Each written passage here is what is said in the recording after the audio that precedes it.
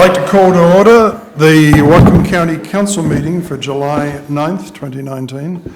Would the clerk please call the roll? Barbara Brennan. Here. Red Brown. Yep. Barry Buchanan. Here. Tyler Bird. Todd Donovan. Here. Carol Frazee. Here. Satpal Sidhu. Here. Would you all like to, a couple of, would like to rise and join me in the flag salute? Us, not just you. I pledge Allegiance to the flag of the United States of America and to To the republic for which it stands, one nation, under God, indivisible, with liberty and justice for all. There are a couple of announcements. Would you please turn off your cell phone, and if you'll be handing out paperwork to council members, please make sure you give one copy to the council clerk down here for our office files. First up is a motion to approve 3 sets of minutes. So moved. Mr. Buchanan moves approval. Mr. Donovan seconds. Discussion. Seeing none, all in favour say aye. Aye. Opposed? That passes 6-0 with Mr. Bird absent. Next item up is we're going to have several public hearings on individual issues, and for these public hearings, we will give preference to the people who've signed up for these specific hearings. And just as a reminder, for the open public session, there is no sign-up sheet. So first of all, audience members who wish to address the council during a public hearing are asked to sign up at the back of the room prior to the meeting. The council chair will ask those who've signed up to form a line at the podiums. Each speaker should state his or her name for the record and optionally include city of residence. Speakers will be given 3 minutes to address the council. Council staff will keep track of time limits and inform speakers when they have 30 seconds left to conclude comments. When a large group of individuals supports the same position on an issue, the selection of 1 or 2 representatives to speak on behalf of the entire group is encouraged. When using the microphone, please speak close enough that you can hear yourself on the speakers, and this will ensure that everybody else can hear your comments. And the first item up is an ordinance amending Whatcom County Code chapters 20.51 and 20.71 pertaining to the tree removal permit process, and chapter 23.10 updating the reference critical areas ordinance in the shoreline management program. And is there a staff report on this? Seeing none, I'll open the public hearing. And the first person I've got for this is Gregory Erickson, Irene Erickson, Nick Engelfried, Jeff Monks, and Janet Monks. If you want to come forward and speak on this issue, if perchance you've signed up for the open public session or thought you were, we'll call you later on, or you can speak later on. So none of those people wish to speak on that issue? My name is Greg Erickson,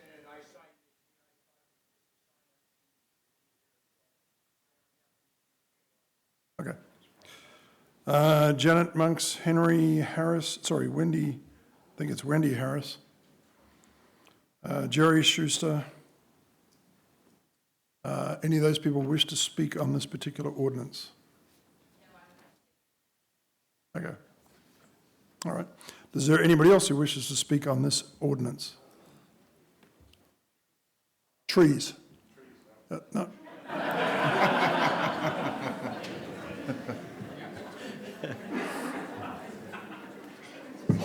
Now, guys, I mean, this is Whatcom County. Only one person cares about trees.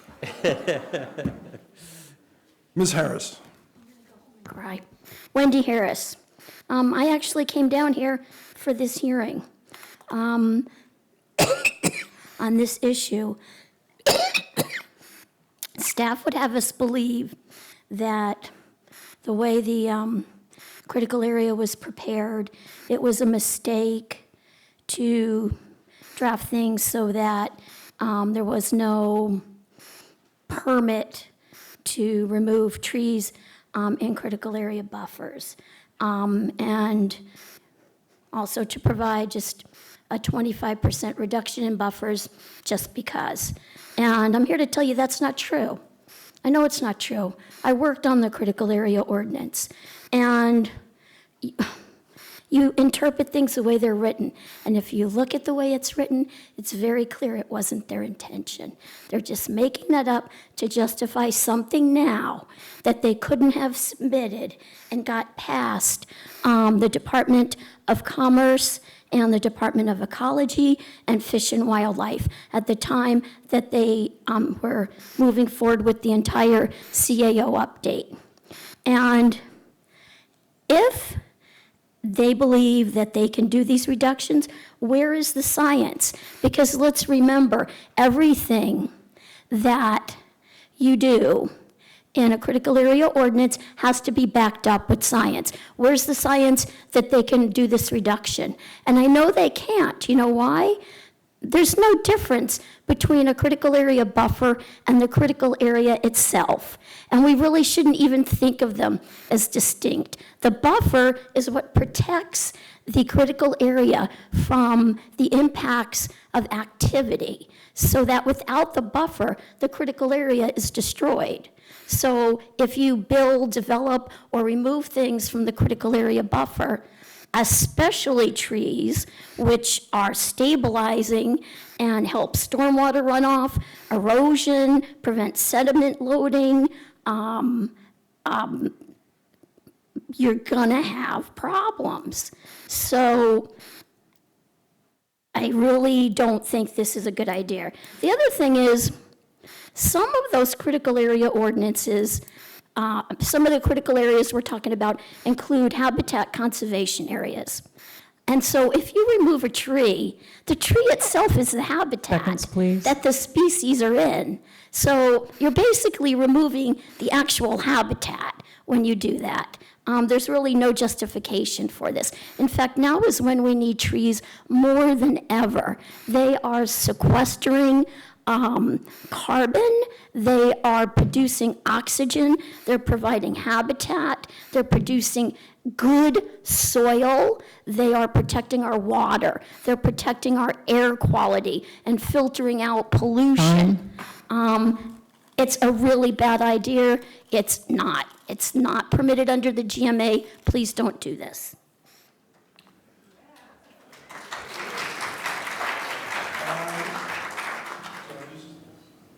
Mr. On, yeah. Just a reminder, we request that people do not express any opposition or support for any other speaker. That is to ensure that every speaker feels that they are comfortable making their comments. Does anybody else wish to speak on this particular issue? Seeing none, I'll close the public hearing. Is there a motion to approve? Move the table. Mr. Donovan moves to table. Second. Ms. Oh, do you need a second to table? It's a motion, yeah. Yeah, I'll second because I have some questions and I don't think anybody's here. The staff proposal, and we've discussed it in committee, and I think it was a reasonable proposal, but staff's not here to discuss it in a public hearing, so I think we should wait for them. Okay. So we have a motion to table. Any discussion? Seeing none, all in favour say aye. Aye. Opposed? That passes 6-0 with Mr. Bird absent. Okay, next item up is going to be an ordinance imposing an interim moratorium on the acceptance and processing of applications and permits for new or expanded facilities at the Cherry Point UGA, and the primary purpose would be for the shipment of unrefined fossil fuels not to be processed at Cherry Point. I've seen a lot of emails from people, and I just want to make sure people are clear on what we're doing tonight.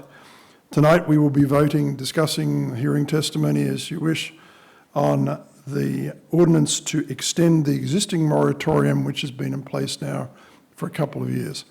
What we're voting on tonight is identical to what has been in place for the last 2 years. And there will be no discussion or vote tonight on the proposed changes to the zoning code or the comprehensive plan, which the council is currently in discussions with Cascadia Law Group, who's been contracted to provide legal counsel to the county council. We are in an active process with that, and that's not something that we're going to be voting on tonight. So with that, any staff report on this? None. With that, I will open the public hearing, and the people I have signed up are Dana Briggs, Warren Shea, Steve Gary, Peter Willing, Jane Freudenberger, Jean Carmen, and Beth Brownfield to start. And just as a reminder, I ask people to line up at both podiums and be ready to speak the moment the other speaker has finished. Mr. Briggs, please start. Good evening, Council. My name is Dana Briggs. A little bit of a background. On August the 17th of 2017, almost 2 years ago, unbeknownst to me, but I was going to be visiting somebody in Texas, I flew in to Houston the night that Hurricane Harvey hit Corpus Christi. In the subsequent 2.5 weeks after that storm first hit the Texas coast, I was down there and saw firsthand via television and also with my own eyes the devastation of what had happened in Texas. Houston and its surrounding areas, because of the volume of water that had been dumped, especially within the first 10 days or so of that hurricane, plus the entire Texas coast where there are more than a dozen refineries and processing areas, became a giant toxic cesspool. And it became a toxic cesspool because it was completely flooded out. Western Louisiana basically became the same thing. Why am I telling you this? Because I'm in favor of continuing the moratorium for another 6 months and making it permanent. And the reason that we make it permanent is despite the fact that we may have the toughest environmental laws in the world, they're not perfect. They're not enforced perfectly. And despite the best efforts of even the people that work in the fossil fuel industry, with the realities of the climate emergency that's going on, we need to at least halt doing any further processing in any way, shape, or form above and beyond what they're already allowed to do. Because if we continue down the path of increased capacity or anything else, that with the climate emergency, we're looking at the possibility of having a toxic cesspool here in Whatcom County. It could come from sea level rise, it could come from adverse weather events, it could come from a variety of things. Plus, accidents do happen at refineries. Not very often, but they do happen. Nothing is perfect. So, I'm in favor of continuing for 6 months and then making the moratorium permanent. Thank you. Thank you. Good evening, Council. My name is Warren Shea. I've been a Bellingham resident for over 25 years. It seems to me that the essential responsibility of government is to protect its citizens and the environment they live in so that it can be safely utilized by future generations of people and wildlife. To achieve this goal, I'm here tonight to urge you to renew the temporary 6-month moratorium so that code revisions can include important safeguards for any fossil fuel projects in the Cherry Point Industrial Zone. I believe that many of us here tonight want to challenge the fossil fuel industry to abide by the highest possible operational standards to protect our citizens, our environment, and our wildlife. Anything less is unacceptable and immoral. Regulations, regulations, regulations. We need new and improved regulations to ensure clean, safe operations at Cherry Point with no increase in pollution, along with equipment upgrades. We need to make sure that negative impacts to the climate crisis are mitigated. And we need to protect our endangered orca population and the sacred fishing grounds that were established long before any oil refineries appeared. I also support code amendments that will prohibit new or expanded coal, oil, or gas transshipment facilities. And new shipping piers, docks, and wharves at Cherry Point should be prohibited. Upgrades for existing facilities should be conditional to ensure no negative impacts to endangered species and no net increase in pollution. Okay, I lost my space. Okay. Okay. In addition, financial compensation cushions must be established for any significant disaster events. Keep in mind that a single oil spill can do irreparable harm to our fisheries. We know that all fossil fuel projects have significant impacts. Therefore, an environmental impact statement should be required to address the cumulative impacts from greenhouse gases and vessel traffic. And total mitigation of these impacts is of utmost importance. 30 seconds, please. This year was the 20th anniversary of the Olympic pipeline explosion that devastated our community. My neighbor and friend, Liam Wood, was one of the victims. That horrific event has haunted me and many, many others these past 20 years. And I can't begin to fathom the depth and the intensity of anguish experienced by the victims' families. And that's why I'm here before you tonight and have participated in every single moratorium hearing. Let's not have any more horror stories. Let's do the right thing. Let's be certain that Cherry Point is the safest, cleanest, and most environmentally sound facility it can possibly be. Thank you. Just as a reminder, I would like people to line up at both podiums. We have more than a half a dozen people here tonight, and I'd like to get us all out before midnight if possible. So, Mr. Gary. Thank you, council members. My name is Steve Gary. I'm a retired refinery worker. I spent 25 years working for both Shell and Tesoro in Skagit County and was president at the time I retired of USW Local 12-591 there. I am in support of extending the moratorium one more time. I think one more time is warranted. I don't think another time would be. I think we're close now, and I want to confine my comments really about the comp plan, the draft comp plan amendments, and try to explain that. I and others have advocated for just transition policy for some time, and that is policy that allows a community like ours to move towards cleaner environment and clean energy economy that we need while supporting the existing economy we have, as long as the refineries are as safe and efficient as possible. This draft shows a willingness to achieve those goals, and I commend you all for it. I think we're close now. It can be improved, though, and I think we should take the time to do that. You folks should. The council should meet a few more times if necessary, make the necessary edits. If the moratorium has to be extended, it should be, as I've stated, for the last time. I and several others, both within labor and environmental community, have been meeting, looking for common ground on this. We've gotten a number of points of agreement, I think, and I think we may have more. I would hope that you would consider this common ground as you make your final edits. We have agreed that the refiners should not be permitted to convert their facilities to terminals or to export feedstocks. We've agreed that greenhouse gas mitigation is important, but it should be local. It should be effective, and it should pay prevailing wages. We agree that some projects, including maintenance, safety, and efficiency improvement, should not require conditional use permits or SEPA review.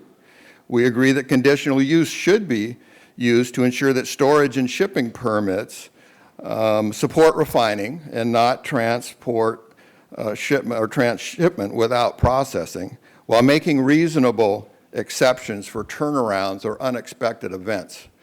We agree that biofuel production is desirable, and we agree that there is more room for agreement. We're currently talking about conditional use permit requirements. We're talking about SEPA thresholds and EIS. We're talking about change of use in regard to conditional use as well as prohibited uses.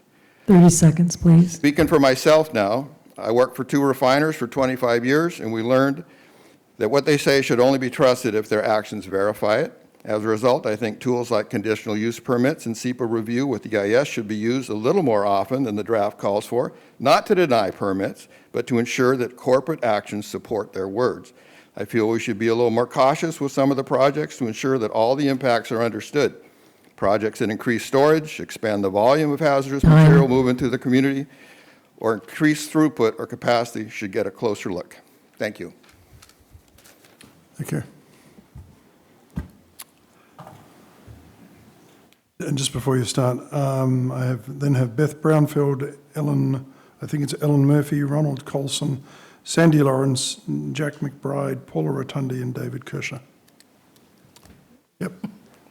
Thanks, Jim. Jane Frudenberger from Bellingham.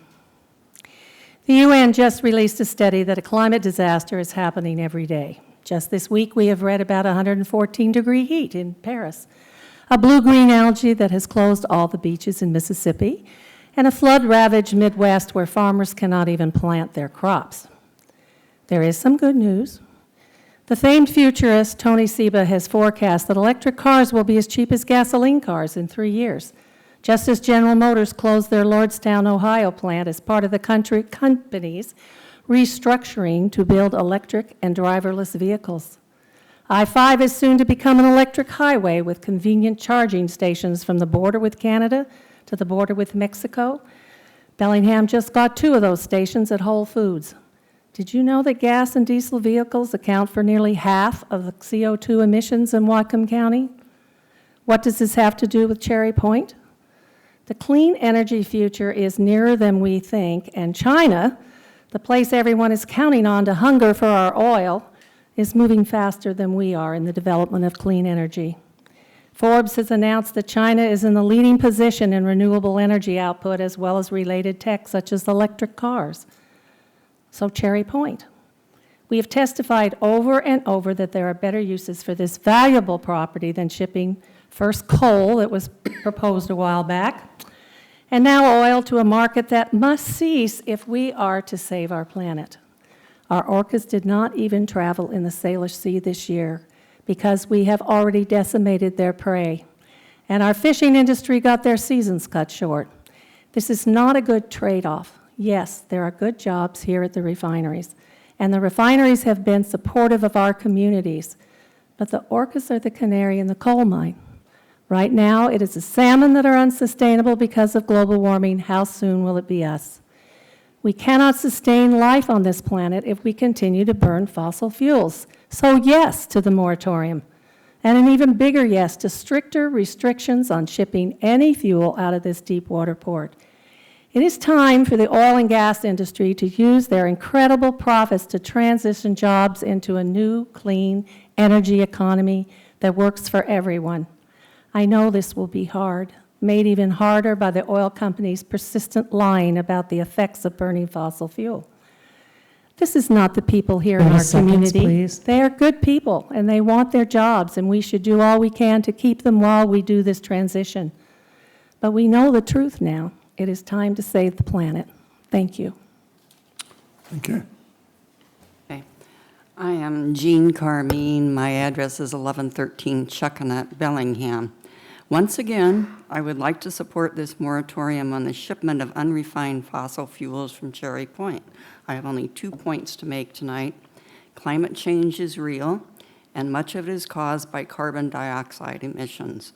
2, protecting and developing a variety of family wage jobs is a necessity. There's so much scientific data available on climate change, much of which I had cited in earlier testimony to this council, that I'm going to skip that this time. Each of us has had experiences of climate change daily. For example, if you walk Boulevard Park, you've seen the debris from waves breaking over the armored shoreline last winter and this spring. This is only the beginning of sea level rise and storm surge.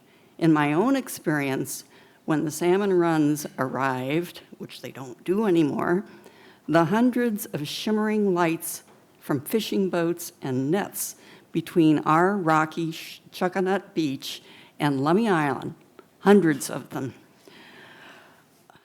were just beautiful, is all I can say. They're gone now, and it's a great loss of jobs and resources. The rocks on our shoreline no longer shelter starfish, limpets, mussels, or as my granddaughter pointed out several years ago, even the great masses of barnacles that used to be there. Back then, when we put out a crab pot in the morning, we would have more than the limit by night. Our problem was which ones to keep, which are the biggest ones. Now, after 2 days, we seldom catch even one keeper. We have known for years that fossil fuels burned in Asia come back to us as warm, acidic water and air pollution. The ocean has done its job of absorbing carbon dioxide better than anyone had anticipated, and Chuckanut Bay and other places are suffering. In the new codes, please increase standards for the health and safety of our community in the Salish Sea. Increase traffic of coal and oil trains and new or repurposed pipelines are not acceptable to me. Also, we need to slow the rate of fossil fuel extraction so that we have some of this finite resource available for essentials such as 30 hospital seconds, equipment please. in the future. And those essentials do not include gasoline for cars and for poorly designed airplanes. My dream for Cherry Point, things like agriculture projects, clean energy manufacturing and shipment, modular home manufacture and shipment, and possibly, if the Lummi Nation is interested, a museum of Native American history, wood, and fiber arts, and artifacts from excavations at Cherry Point under Lummi leadership and control, similar to the ones the Macaw developed near Nia Bay. Fossil fuel will not be the engine that runs America in 15 years, and we need to prepare for that. Thank you. Beth Brownfield, Bellingham. Dear County Council women and men, you've heard all the facts and testimonies, but it is time to tell the honest truth. Our world is facing the end of time as we know it. Not in the biblical sense, but in the reality of down to earth. I have but 1 year before my 80th birthday, and I will not live to see the full impact of what is coming, but my children and my grandchildren will, and your children and your grandchildren will. You've heard of the experiments of frogs put in cold water where they turn up the temperature slowly until it reaches the point where it kills the frog, and they have not jumped out of the water. The world is taking baby steps to deal with climate change, building higher retaining walls to keep out rising waters worldwide, moving away from ocean shores, rivers, and islands, as rising waters and extreme weather threatens millions upon millions of people. Our forests are burning. The ice in the North and South Pole is melting. One species after another is disappearing. Life on Earth may be wiped out by the end of the century due to increased carbon in the oceans, but what will life be like on this planet between now and that time? Past a certain point, when it reaches the tipping point, there's nothing that anybody can do to change it. Emergency climate action must be a mandate for everyone. We can't wait for Congress. We can't believe that others might do the work. We must do the work that we can do here and now. Currently, I have no hope for our planet because of inaction in every part of the world. We all must do our part, not in X number of hearings or pushing extensions on and on, or in ballot measures or marches or lawn signs or writing our congressmen and women. I am handing in with my remarks a draft copy of a climate emergency resolution from Bernie Sanders. The resolution states, there is a climate emergency which demands a massive scale mobilization to halt, reverse, and address its consequences and causes. Be brave. Do the right thing 30 tonight. seconds, please. When you are voting on tonight, it's a climate action emergency, the last time for an extension. Thank you. Thank you.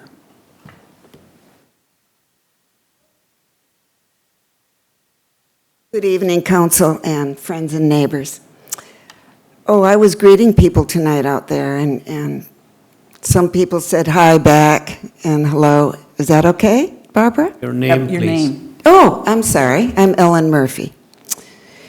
And other people kind of scowled and looked away. I'm going to be extremely brief. We don't have time to be enemies. No more enemies. We've got to come together on this earth. And we don't need incremental change or small adjustments. We need foundational, fundamental change. If I may use the word, radical change. It just means going to the root of things and doing the right thing. And that's really all I have to say. Thank you very much. Thank you. And I'm at the end of the list, so there's several. doesn't matter, you're the one on the podium, and I'd just like to remind people to come All right. up, be ready to speak at the next podium. And then while these people are getting set up, I also then want Charles Bailey, Miguel Perry, Tim Johnson, Andrew Gamble, and Jacob Peterson. Okay. Good evening, councilman and women. My name is Jack McBride. I live in Bellingham. I'm here to speak in favor of the continuing of the moratorium, and also offer some thoughts for your consideration regarding the amendments that will be considered over the next few weeks. The oil companies in our county have had a free pass to do whatever they wanted for 60 years. Luckily, there haven't been any major disasters in our refineries, but there have been in Skagit County. Still, our county has the right and the authority to protect the public safety of its residents and the environment we live in. These actions should not be viewed as threats to jobs or any of the current operations at existing refineries. Since the federal government approved the export of unrefined fossil fuels in 2015, the U.S. has become the world's leading supplier, displacing Saudi Arabia and Russia. Canada's recent purchase of the Trans Mountain Pipeline includes ownership of the 69-mile Puget Sound pipeline that runs through our county now. They envision that spur as another outlet for their toxic tar sand bitumen and will probably try to expand it. So the prospect of turning Cherry Point primarily into a transshipment terminal for Canadian products, as well as the very volatile Bakken crude, frack gas, and propane, is very real. This would substantially increase the route to our towns, farmland, and waterways, and there would be no value added by local workers, thus reducing the need for many of the high-paying jobs that the refining operations currently provide. That's why the transshipment ban in the new code amendment should be a no-brainer for anyone who lives in Whatcom County. But to enforce this ban, the county must establish oversight provisions for change of use, such as the expansion of storage tanks and piers that should trigger new conditional use permits and environmental impact reviews. The county can also establish conditional use permits for upgrading old units with new technology to ensure that these changes don't just increase production capacity, but reduce pollution while reducing water and energy usage too. The county board has been talking about this for 3 years now. It's time to act and do the right thing for all the current and future residents of our wonderful place to live. Thank you for your time. Thank you. My name is Peter Willing. I'm a Whatcom County resident. I'm also a board member of Resources for Sustainable Communities. I want to thank you for the years of work that you put into the Cherry Point issue. My longstanding hope is that we can derive some institutionally stable and environmentally protective future for the undeveloped shoreline of Cherry Point. I've held this hope since corresponding with Governor George Spellman about the Chicago Bridge and Iron proposal in 1982.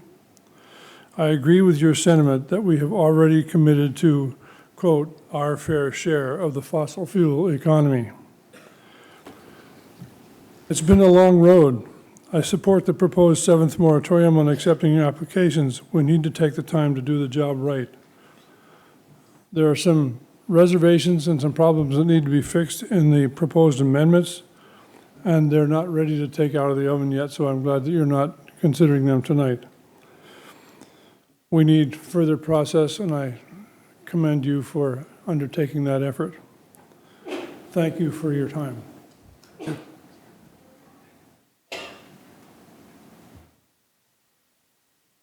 My name is Sandy Lawrence. I'm here in support of the moratorium, of course. I'm going to try and take a little bit different tact this evening from some of the things that I've said in the past. I'm going to try and talk about employment. So I have both a prediction and a challenge. The prediction is that most of the people that are going to be talking, representing either the refinery or the people that work in the refinery, are going to make one of their central points that they're trying to support and enhance employment there. What I would challenge them to do is to think about employment in a broader sense of some of the other industries that are in this area. One of them actually has been spoken to already, and that was the idea of shellfish farms. The shellfish farmers, as you probably are aware, because of the increase in CO2 in the atmosphere, are experiencing a greater amount of acid in the ocean.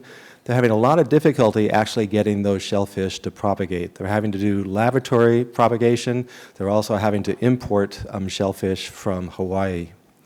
So the people that are supporting the idea of trying to enhance the amount of infrastructure at Cherry Point in terms of processing and transshipment possibilities should think about what they would be doing to shellfish farmers. The next group that I would talk about would be those people that are reliant on salmon.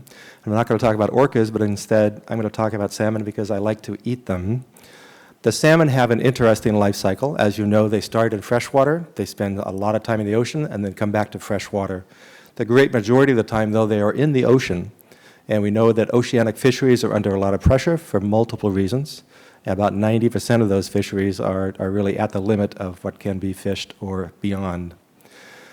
I think of all those different stages of the life cycle of the salmon, the most vulnerable one is actually in the freshwater coming back. And that's because the changing climate is making those waters warmer. Now, the behavior of the salmon, when that occurs, is that they try and hole up in the shade and wait until the water cools off, perhaps with some rain, and then they go further up and spawn. It's going to get to the point where that is going to become very difficult for all of the salmonids. And so the employment that I would like the people from the refinery to think about is all the commercial fishermen in this area. Next would be the ski slope operators. For years now, people have been saying that there's no one who runs a ski slope who does not believe that the climate is changing. I have data actually for Utah, where with some of the best powder in North America, their ski season has been shortened by 5 weeks in the last 3 decades. I don't have comparable figures for 30 seconds, please. The other group that I would talk about would be firefighters. The firefighting is already a dangerous occupation, and I'm sure they would much prefer to stay local and fight structure fires and not go fight wildfires, which can sometimes result in fatal outcomes. So what I would also challenge people that will be speaking after me is to address the issue of the air quality we've had the last couple of summers and are extremely likely to experience in progressively increasing degree. Thank you. Yeah. I'm Ron Colson. I live in the Geneva neighborhood of Whatcom County. I'm speaking on behalf of the Mount Baker group of the Sierra Club. I'm asking you to strengthen the June 18th draft of proposed code amendments. While you are finishing the crafting of these important documents, please consider the following requests.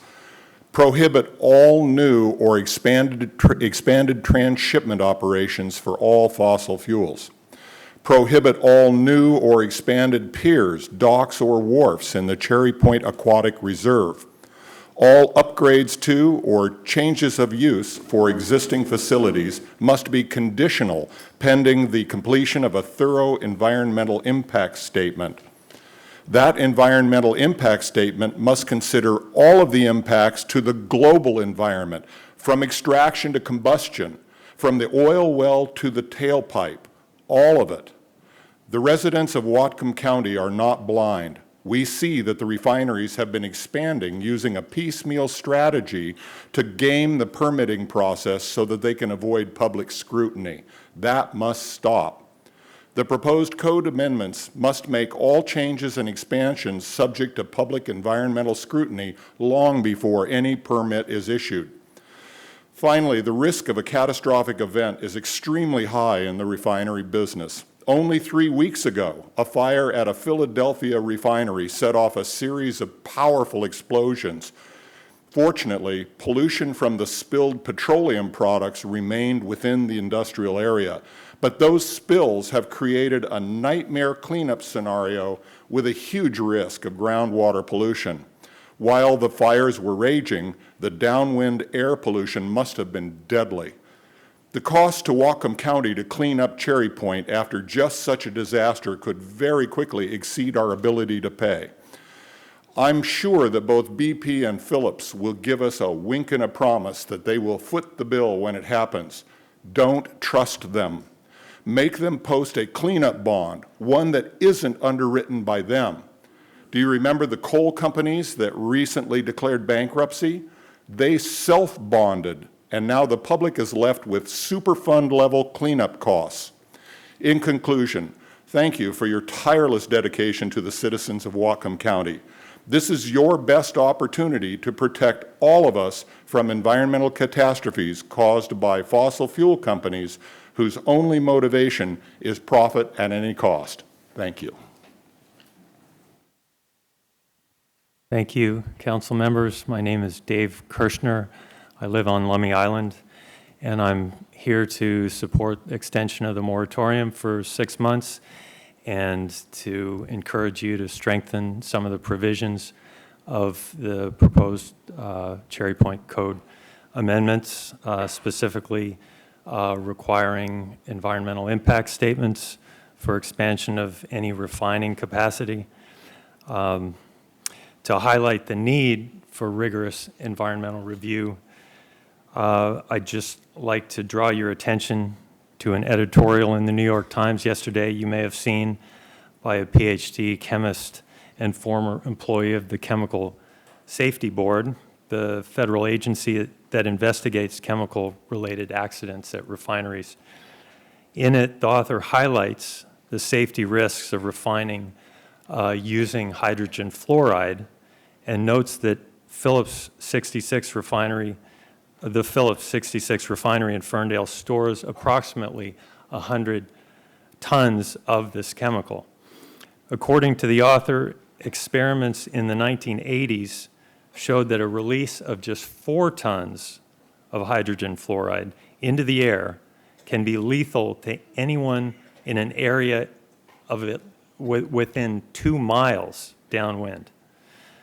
Other refineries have already phased out the use of hydrogen fluoride.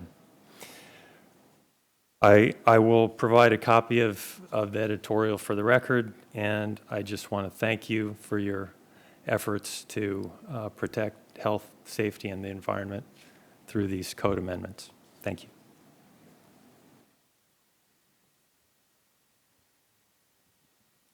Good evening. My name is Paula Rotundi, and I live here in Whatcom County. Each of us here tonight who hopes to be alive 20 years from now, or who loves someone who they hope will be alive 20 years or more from now, faces the same opportunity and challenge. In the next 11 years, we must reduce fossil fuel use by 50%, so that those alive 20 years from now can have some of what is most important in our lives today: clean air and water, adequate food, safe communities, and beautiful natural places to enjoy. Scientists have amassed conclusive evidence showing that failing to reduce fossil fuel use 50% in the next 11 years will severely overheat our planet, with catastrophic consequences unfolding as soon as just 20 years from now. These include abandonment of coastal communities due to rising seas and storm surges, extreme temperatures, extreme storms, droughts, wildfires, unsafe air, unreliable water supplies, disrupted agricultural cycles, depleted seas, inadequate food supplies, and insufficient safe drinking water. I do not want this to be the future of the people I love. Scientists also have presented us with the solutions for reducing fossil fuel use 50% in the next 11 years and transitioning to a prosperous, clean energy economy with good jobs and a healthy planet. I am thankful for every person who is doing what they can to limit climate change and to move us forward along the path to a healthy future. I am especially 30 seconds, thankful please.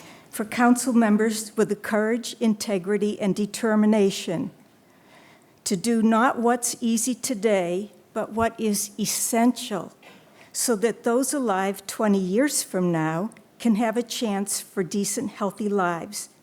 So I ask you to please extend the moratorium and enact the strongest possible code amendments, and please consider the 5 changes to the June 18th draft, which I've submitted in a written statement. Thank you.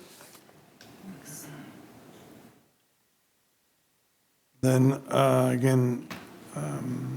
after Jacob Peterson, we have Eddie Uri, Alex Remmel, I think it's Toll Taylor, and Andrew Davis.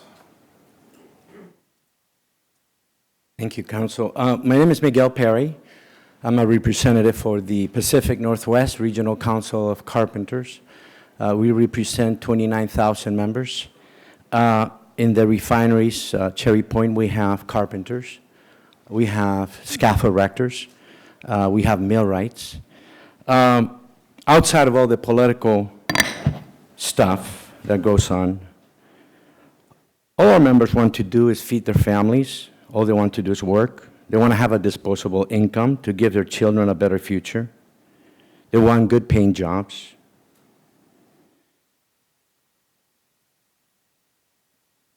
I'm the voice that is contrary to all the previous speakers. I oppose, and our regional council opposes, the 7th passage of the Cherry Point fossil fuel moratorium. We also oppose the council's proposed changes to the comp plan and county code. The council proposed changes to the Whatcom County Comprehensive Plan and Whatcom Code are unnecessary because a proven regulatory framework is already in place. The council's proposed action in regard to Cherry Point will drive away businesses and cost jobs. I've been listening to a lot of things tonight and heard words like the end of time, there's an apocalypse coming. I don't believe refineries are responsible for polluting our earth and our seas. I believe we are responsible. People are responsible. All of us drove here, our cars. There's people here that did not drive. Maybe they, okay. Well. Sorry, there shouldn't be comments back and forth. And I would say most of us drove. We use a lot of, and the reason for that is we think of practicality, right? I have an issue with the Chicken Little syndrome that the sky is falling. If the sky is falling, let's all just go hide in a cave, I guess. Fear is faith in reverse. Faith makes you move forward. Fear makes you move backward. So you're going to do, if it's fear that motivates you, we're going to go backwards. We're not going to go 30 seconds, please. Forward. And that's my concern. Again, we just want to work. We want to do our job. You do yours. Thank you. Okay. Good evening, Council. My name is Charles Bailey. I live on Lummi Island. I also urge you to extend the moratorium one more time. As Rudd Brown mentioned at the beginning, we've been doing this now. The Council's been doing this for over 2 years. And to me, this just represents the level of seriousness which you have brought to this extremely important subject. As we've heard this evening, more and more people are concerned about the sting of climate change and the evidence mounting that we, in fact, must do something about it. You, as our elected representatives, represent our best opportunity to, in fact, prepare ourselves for this very uncertain future. So I ask you to pass the code amendments by the end of this year, by the end of 2019, and include within them in requirements for any new Cherry Point projects must undergo environmental impact statements, and conditional use permits be required for any new projects. These represent best practice across the country. This is your opportunity to do it right here in our county. Thank you. Thank you. Good evening. My name is Jacob, and I am a environmental studies student at Western Washington University, going into my sophomore year. I'm here to inform you about a book called Strangers in Their Own Land by Arlie Russell Hochschild. It's about people's inside stories from the two sides in southern Louisiana, those who want the virtually unregulated oil industry there, reined in for environmental protection, versus the workers at the plants and oil refineries who fear regulation because of the potential loss of jobs. The conversations I've been hearing remind me a lot of the ones in this book. The only difference is that we are not strangers in our own land. We know who we are and what we want. I believe everyone here shares the goal of a thriving economy full of jobs with a clean environment that is pleasant to live in with clean water, soil, and air. Regulation is the insurance policy for all of these things. According to page 78 of Hochschild's book, a 2016 survey by the Organization for Economic Cooperation and Development, OECD, found that strict environmental policies improved rather than handicapped competitiveness on the international market. How can this be? What really attracts industry is people. Companies can have unlimited wealth from unrestricted growth, but no amount of money can buy workers to run their plants when no one wants to live within miles of them. Everyone prefers to live in a place with a clean, beautiful, pleasant environment that is there because of regulation. Therefore, I think everyone in this room has common ground. We just couldn't see it yet. Hopefully we can see it a little clearer now, and I hope that we can equally agree that the code amendments for Cherry Point should be written to require conditional use permits for all non-maintenance projects so that the industry can interface with the public as well as county officials to find this balance project by project without hindering the most efficient way for them to run and without interfering with the best safety that can be afforded to the workers there. Thank you. Jacob, could you just state your last name for the record? Peterson.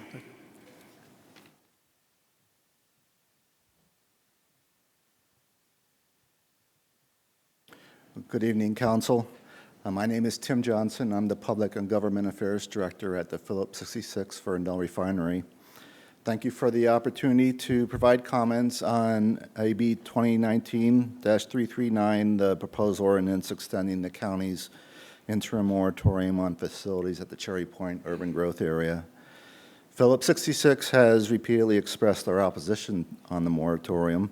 We urge the county to continue to provide our business with the right to apply for permits that are authorized by the Whatcom County Code. To do so, the current moratorium should be allowed to expire without further renewal. The council's action is inconsistent with the county's overarching and comprehensive plan policies for the Cherry Point sub-area that recognize the importance of major industrial uses there. With the moratorium clearly targeted at the local refining industry, it creates permitting risk and uncertainty for future projects. Risk and uncertainty that our company may consider unacceptable when considering those projects in the future. This risk and uncertainty affects the Ferndale Refinery, which must compete internally with other Phillips 66 refineries for investment dollars from our company.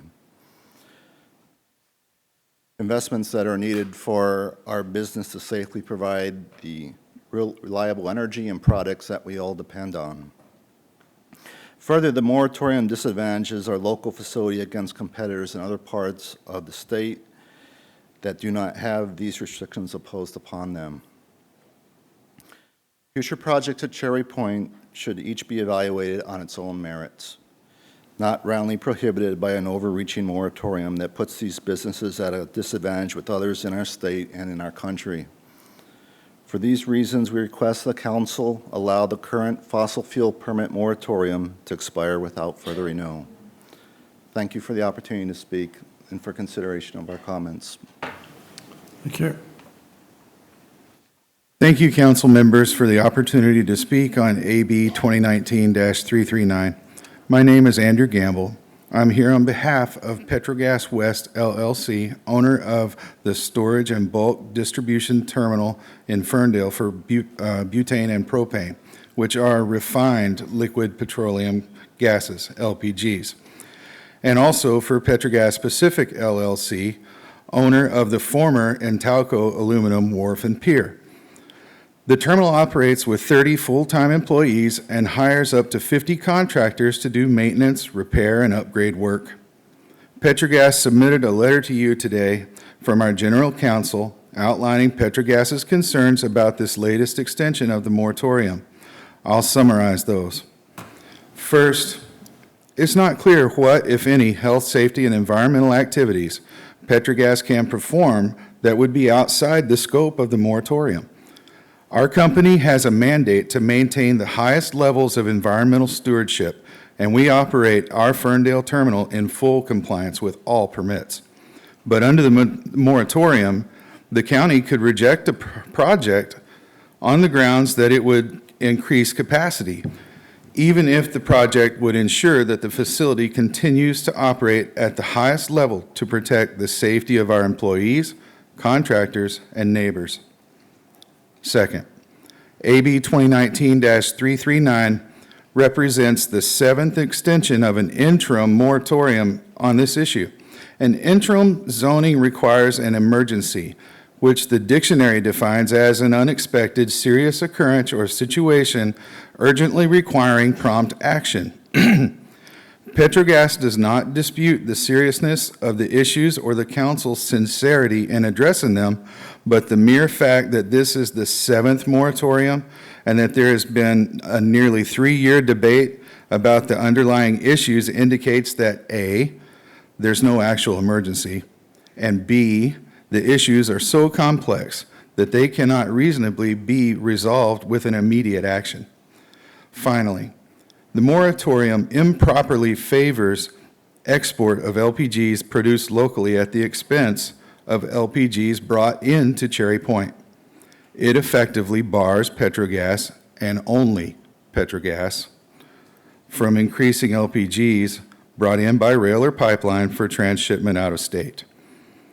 This violates the Commerce Clause of the U.S. Constitution.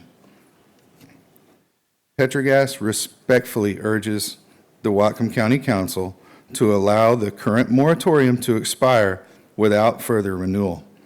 Petrogas remains ready, willing, and able to work with the council and staff to address the issues to achieve a solution that meets the needs of all residents of Whatcom County. Thank you. Thank you. Just before we go, then I would look after we have Eddie Erie, Alex Rammel, I think it's Todd or Toll Taylor, Andrew Davis, Jeff Tenpass, David Bruce, Mark Riker, and Nathaniel Maddox. Mr. Rammel. Thank you.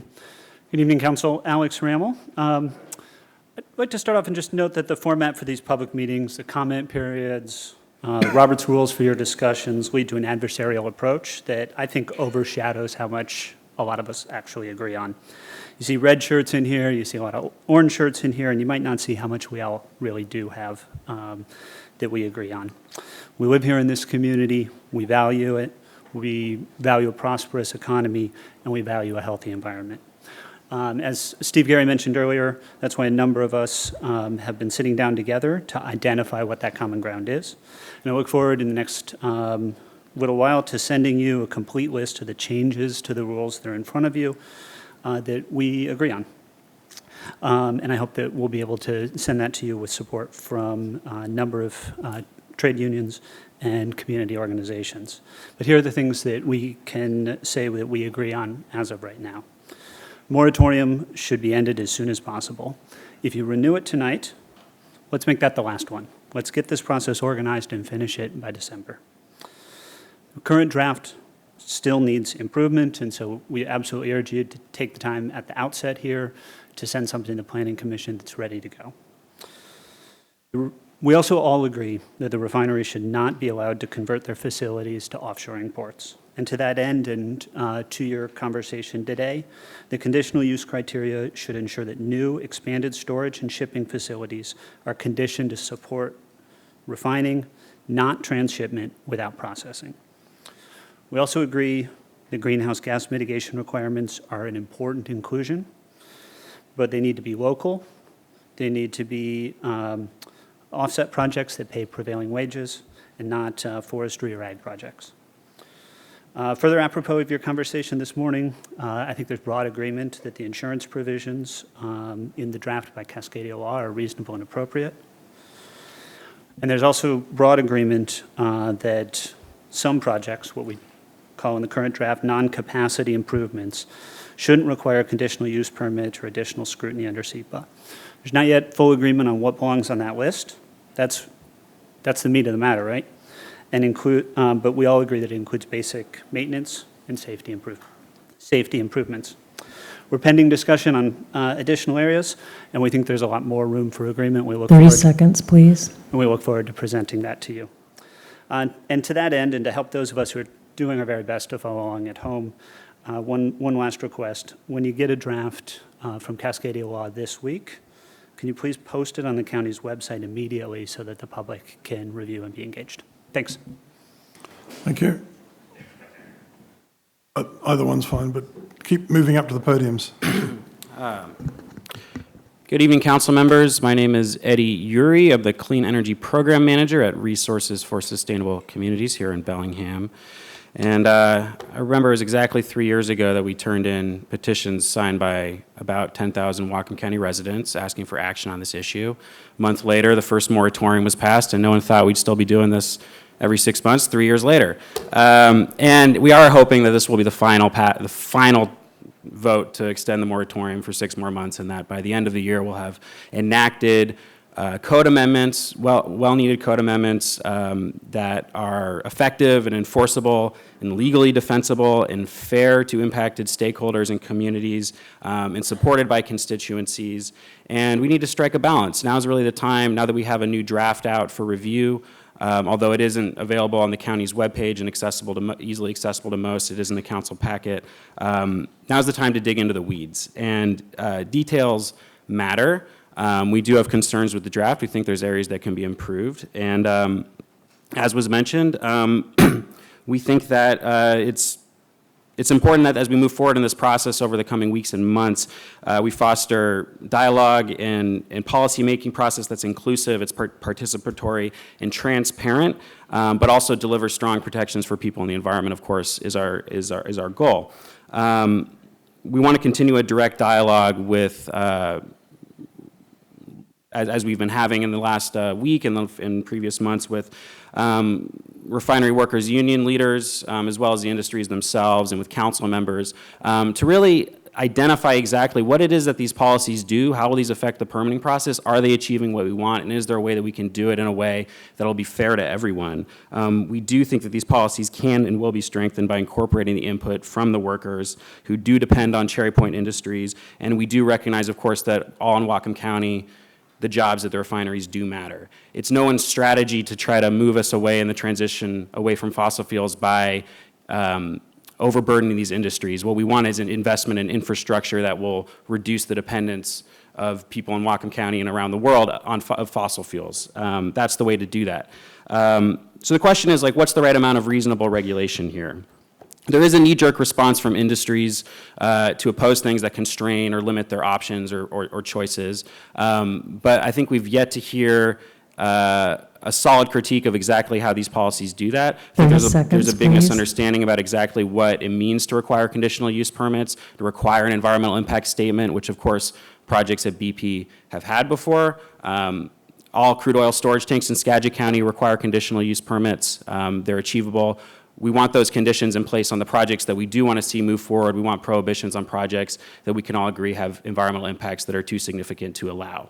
And to make that clear up front in the permitting process so that applicants and the public can be assured we'll have a reasonable timeline process for permits. So yeah, look forward to continuing conversations about this. Thank you for your service. My name is Andrew Davis. I live at 2613 West Maplewood, Bellingham. I have been a voter in Whatcom County since 1993, and I keep track of how my representatives vote. I believe that common sense regulation of the fossil fuels industry, non-expansion of fossil fuels industry infrastructure in our area, and common sense protection of shoreline habitat is a good idea because I wish to leave a viable ecosystem to future generations. Environmental degradation and climate change are an existential threat to human civilization. Please pass the code amendments necessary to maintain our moratorium on transshipment of fossil fuels and expansion of fossil fuels infrastructure in Whatcom County. Thank you. Thank you. Hi, my name is Jeff Tenpass from Linden, Washington.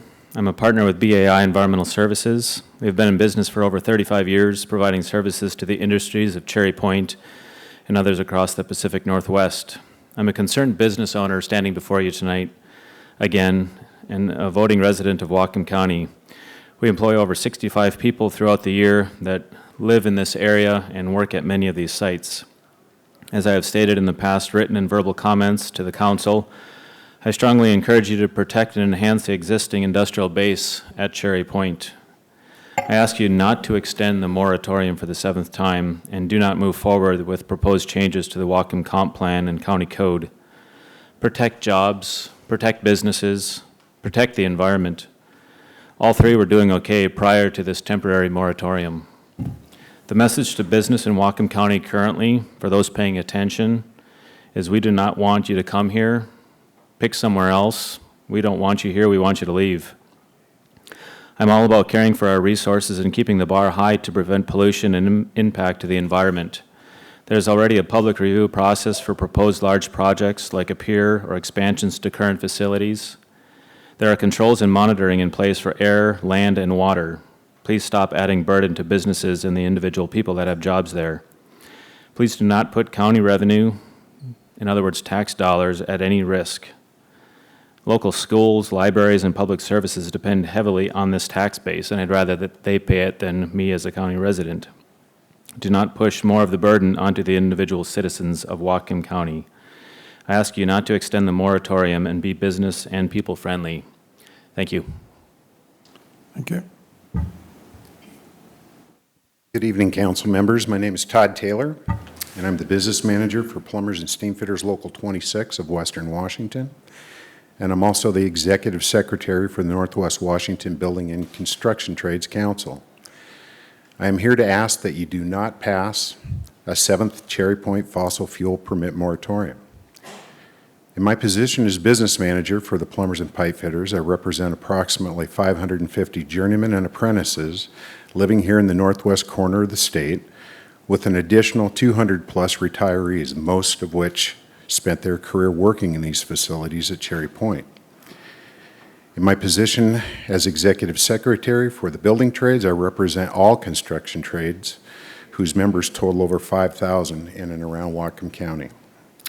The overregulation you're proposing will cause long-term damage to our local economy and the hardworking men and women of Whatcom County and their families. In business, if you are not growing and evolving, that is the beginning of the end.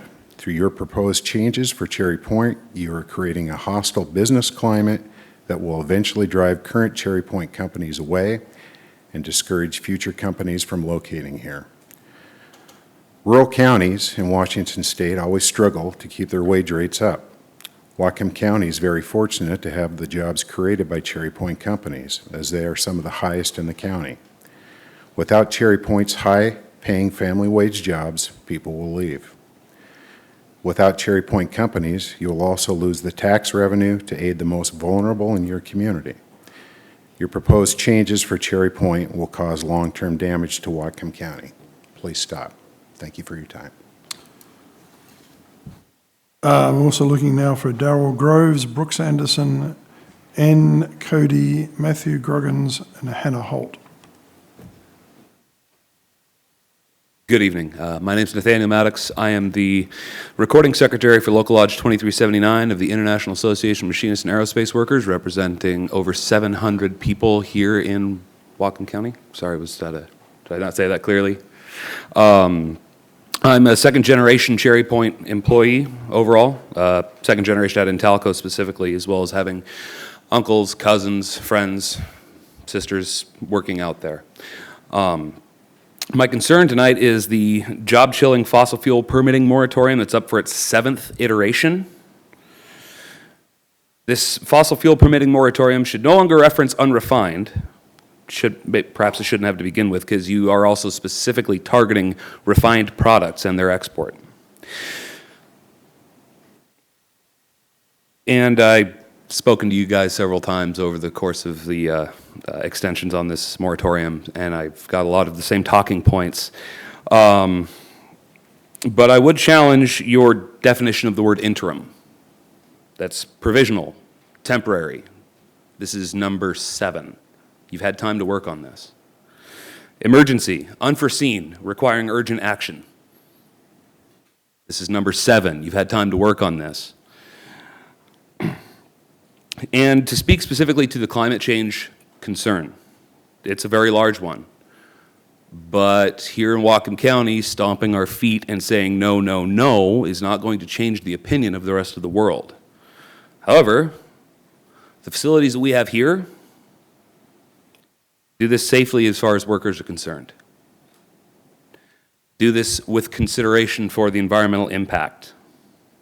And when it's done here, we do enjoy the economic benefit. So I'll give up the rest of my time, but ultimately the idea is keep the jobs here. Thank you. Okay. Good evening, Mr. Chair, members of the council. My name is Mark Riker. I'm the Executive Secretary of the Washington State Building and Construction Trades Council, representing approximately 80,000 construction workers here in Washington State, over 5,000 of which live here in the Whatcom County area. It is on their behalf that I appear before you to ask that you not pass a 7th Cherry Point fossil fuel permit moratorium. This plan has and will continue to cost workers jobs and have devastating economic impacts that reach beyond the borders of Whatcom County. Please don't misunderstand me. I am not here to ask you to do nothing to help our environment. Instead, I'm asking you to convene a work group of environmental groups, developers, business, and labor to come up with a better path forward for the economy, environment, and communities in and around Whatcom County. I know this can work and provide great results. Just this past legislative session, we did just this to pass Senate Bill 5116, the 100% clean energy bill, which puts Washington State on the path to carbon-free energy grid by 2045. Please consider this alternative and do not pass a 7th moratorium. Thank you. Okay.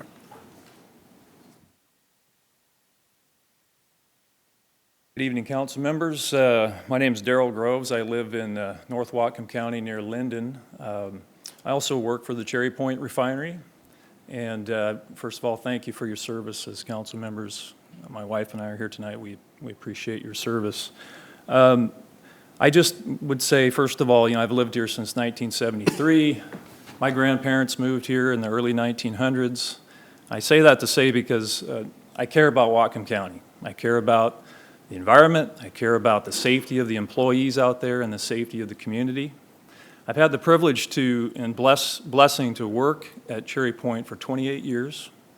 And I would just like to speak a little bit to some of the things that have been said and characterization of the refinery and the oil industry in general. That is not what I've seen. What I have seen is that we are a progressive company that's getting better and better and better. And I would say the industry is continually getting better and better and better. I've had the privilege to work I work specifically in instrumentation and electrical. I also work in a highly analytical field with a lot of instruments. We work to keep so we monitor the emissions in my particular group, and what I've seen over the years is that our emissions get cleaner and cleaner, and that's due to technology. And that's due to an effort by the refinery to do that. We continually get safer and safer. We keep our employees safe. We continually improve our processes. Our inspection group does its job, and they're continually getting better and better and better. Over the course of history, in American history, that's what we see. And I would say that the refining business is a microcosm of that. We continually get better and better and better. And I don't think the characterization and the gloom and doom that we've heard tonight is very representative of what's actually going on. And I would like us to take a more positive view on what's happening. We are a progressive company, and we're actually introducing biofuels. We're trying to become cleaner and cleaner, and we're doing it, and we're going to continue to do it, with or without a moratorium. And I would encourage you to let this moratorium cease or vote no tonight, however it goes. Thank you for your time. I appreciate it. Okay.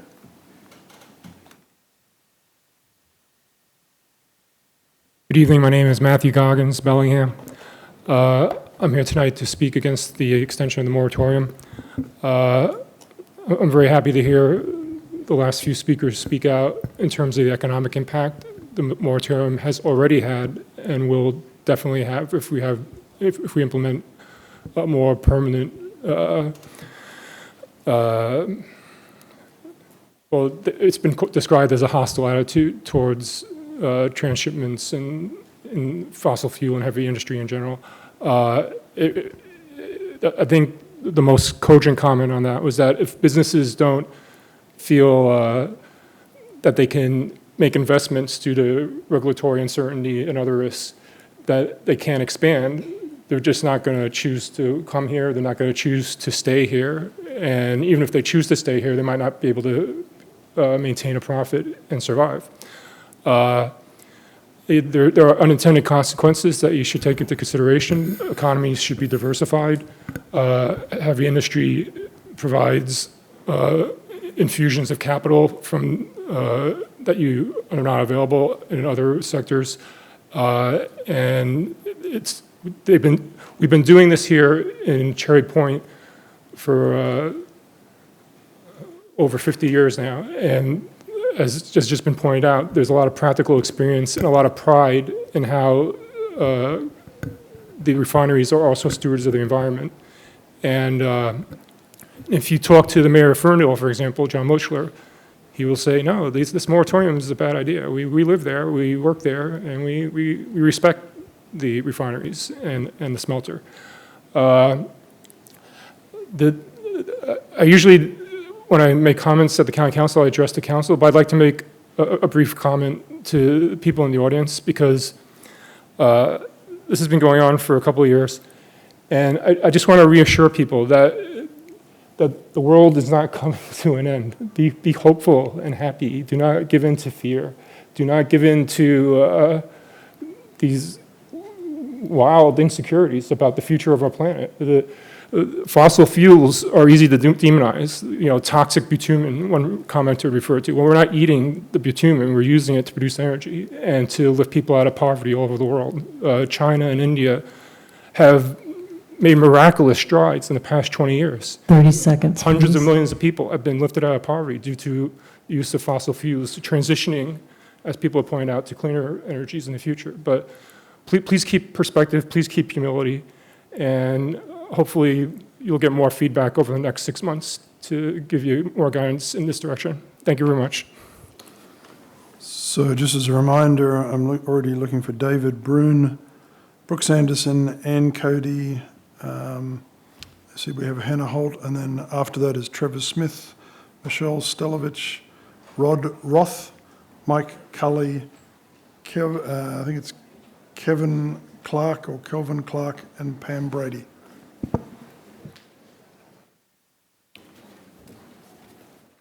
Good evening. I'm back.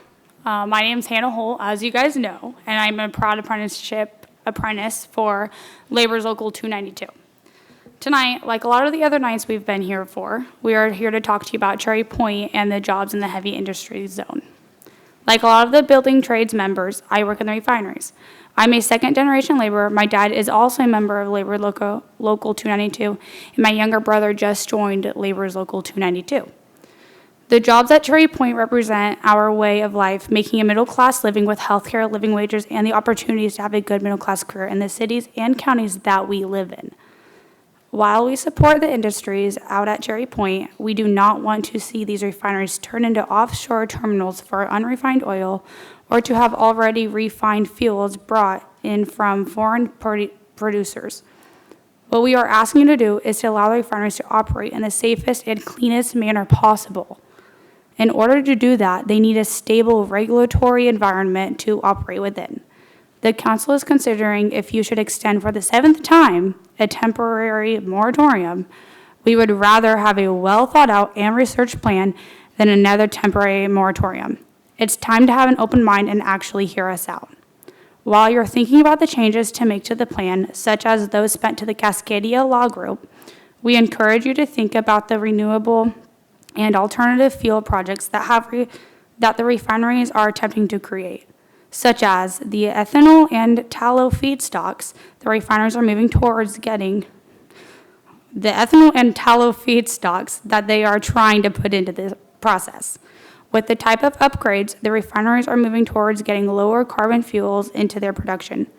We would like to see that encouraged instead of penalized. Like I said before, it's time to have an open mind and actually listen to us. We think that you understand that the refineries will need to be able to make process and equipment improvements and upgrades in order to meet ever stricter emissions and stormwater requirements. And we would hope that you weren't going to make that difficult for them to do so. Again, thanks for your guys' time tonight. Okay. Council members, my name is Ann Cody. I'm a resident of the city of Bellingham, and I so much appreciate the opportunity to share some of my thoughts on these issues tonight. I want to speak against the reinstatement for the 7th time of the moratorium and share some broader thoughts. First of all, I describe myself as a pragmatic progressive. Unlike the earlier speaker who expressed that she had no hope for the future of our planet, I indeed have a great deal of hope because I believe in the technological capability and innovation of mankind and womankind. I would also like to address an issue that Alex Rammel brought up, which is how do these regulations and policies impact these companies? What I would say is it is death by 1,000 cuts. As you continue to make our businesses harder and harder to prosper in, they're less competitive. Somebody else mentioned the Philadelphia explosion. If you've been a long-term resident of the county, you might know that at one time that was an ARCO refinery. Then it became a Sun refinery. At the end, it was operated by a company that you probably have never heard of, because I hadn't. It's called Philadelphia Energy Solutions. As those refineries become less and less competitive, they are purchased by companies that have much higher tolerance for risk and high-quality operation. We all love the clean environment of our county, and I feel like our local refiners have been strong partners in cooperation and operating in safe and responsible ways that allow us all to enjoy the beautiful nature that we have here. Lastly, about the Philadelphia Energy Solutions refinery that is now shut down. Interestingly enough, gasoline prices on the East Coast are not going up. Why is that? Oh, the fuel that is needed is being hauled in from Europe. If something like that were to happen here, right now there are on the order of 5 million registered vehicles in the state of Washington, and these local refineries produce a large amount of the fuel for that and for our local airports, Seattle, Vancouver, Bellingham, and Everett. So I would just urge you to think about the unintended consequences of continuing to hamper the ability please. of these businesses to compete in a sustainable and commercially viable way. Thank you. Okay. My name is Rod Roth. I represent the proud members of Labor's Local 292 in Everett. Tonight, you are voting on the 7th Cherry Fuel Fossil Moratorium. Please stop. Please don't renew it. This has gone on long enough. Excuse me. It's nice to see so many people here. I love hearing different points of view. God knows I agree with some of them. What I don't agree with is crushing jobs before there's new jobs created. Please shift your focus to creating jobs, not destroying them. If the council must continue to pursue your misguided plans for Cherry Point, we ask that you be as transparent as possible as you work through your proposed changes for Cherry Point with your legal counsel and county planning and development staff. So usually this room is about 8 to 20 orange shirts and a few people complaining about homelessness, a few people complaining about some issues of feeling protected in the community.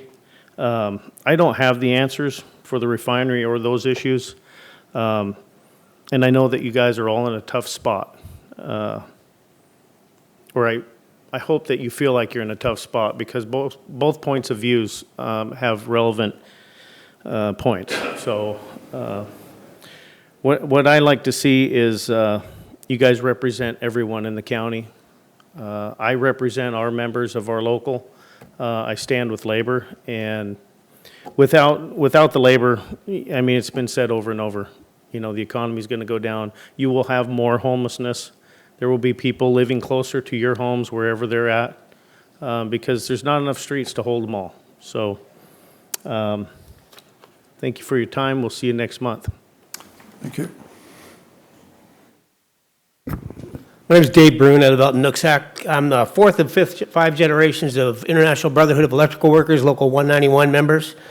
Through all of from my grandparents to my two boys, we've all been in construction, worked at most of these refineries, probably all of them. Used to be a whole lot easier, you know, before a bit of a chokehold was applied to them as far as the permitting process. Now we got to go other places to go find a job. If the changes that you guys are looking at to this moratorium, or to the amendment, excuse me, if that happens and some of these guys just decide that they don't want to expand anymore, you're also limiting if they can expand something that will make less sulfur particulates in the diesel, biofuels, the renewable diesel, tallow projects. If you make all that stuff tough, you know, it's kind of a BS grinder, is the way a buddy of mine would put it. I don't want to tell my wife that my kids can't work here. They got to go work somewhere else. I got a couple new grandbabies coming. I look forward to, you know, another 20 years. I got no problem seeing 20 years. You know, it's going to be great.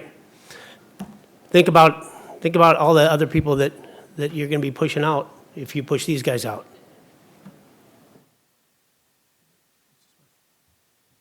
Good evening, guys. My name is Trevor Smith, S-M-I-T-H. I live on North State Street here in Bellingham. I'm here tonight with my brothers and sisters to talk to you and ask you to not pass the 7th moratorium on the Cherry Point Heavy Industrial Zone. As you guys are aware, Labor's Local 292 represents over 1,300 men and women in the northwest corner of Washington State. So as you're probably aware by now, your actions and what's been going on has our complete attention. The plans that have been put forward for Cherry Point have the potential to cost our members jobs and have devastating economic consequences to our families. Furthermore, we're still frustrated with the way all this stuff has come about, and we would like to encourage all of you, when you work through the Cascadia Law Group like you were this morning, take the time, figure out what is best, listen to all the stakeholders, get all the relevant data, and then as you guys get the updates, please post them to the website. As Alex and Eddie spoke earlier, we have been looking through the changes that were put forward. We're trying to find common ground. We're just asking for you guys to take the time, listen to everybody that's involved in this, and come to the best decision for Whatcom County. Thank you. Okay. Good evening, council members. I'm Pam Brady, and I work in external affairs at BP Cherry Point Refinery. I'm proud of the work we do. We safely manufacture transportation fuels that support economic growth and improve the quality of life for millions of people. We strive to be a world-class refinery operator, a responsible corporate citizen, and a great employer in Whatcom County. Our company has been investing in renewables for many years, and at Cherry Point, we now process renewable feedstocks alongside conventional feedstocks to produce ultra-low sulfur diesel. We are a company deeply committed to advancing the energy transition at Cherry Point and beyond, but we are concerned about our future here. As I have shared on many previous renewals of this moratorium, we are concerned about how the moratorium unfavorably impacts our growth prospects relative to our competitors. While it's in effect, we simply cannot consider growth projects that our competitors are free to pursue. Cherry Point Refinery competes for capital investment on a global scale, and this cloud of uncertainty in Whatcom County undoubtedly has a chilling effect on our business. We are concerned that the continued implementation of the moratorium will create continued uncertainty for the business and residents of Whatcom County, and will likely result in less investment in the Cherry Point urban growth area. The moratorium, now in its 7th renewal, has far exceeded a reasonable duration in relation to the underlying rationale supporting changes in the comprehensive plan. We are concerned that the Council's systematic and continuous extension of the moratorium is inconsistent with the county's comprehensive plan and interferes with the goals and the requirements of the Growth Management Act. The moratorium is unwarranted and short-sighted as it freezes the ability to build the kinds of businesses that will support a lower carbon future and runs contrary to other public policies that serve to promote alternative fuels. The Cherry Point Refinery respectfully urges Whatcom County to restore its right to apply for and have processed any land use and development permit applications that are authorized under Whatcom County Code. To do so, the current moratorium should be allowed to expire without further renewal. The Cherry Point Refinery is a committed member of this community, and we appreciate the opportunity to provide public comment on this matter. Thank you. Good evening. I'm Michelle Stelvich, and I live in Bellingham, Washington, and I am president of the Northwest Washington Central Labor Council. I'm here to speak in opposition to extension of the moratorium. I believe that there has been a lot of time has passed, and I think that it's time that we come to some kind of resolution, and that you look at both sides, and that both the jobs at Cherry Point need to be preserved, but we need to also consider the environment. We look at that worker safety is also environmental safety, and those both need to be taken into consideration. We're not here to deny that there is climate change. We're not here to say that we want to ship out unrefined crude oil. We don't want to ship out unrefined crude oil. But we do want there to be a sensible plan that meets the needs of Whatcom County and all of its residents. We want people to be able to have their say and come to conclusions that is sensible and reasonable, that we can have a thriving economy in Whatcom County, that we can develop living wage jobs, that we can live in this community and be proud that this is where we live, that we're not fighting over this is the right thing and this is not the right thing, that labor is again environment. That is not the issue. We want to develop a good plan.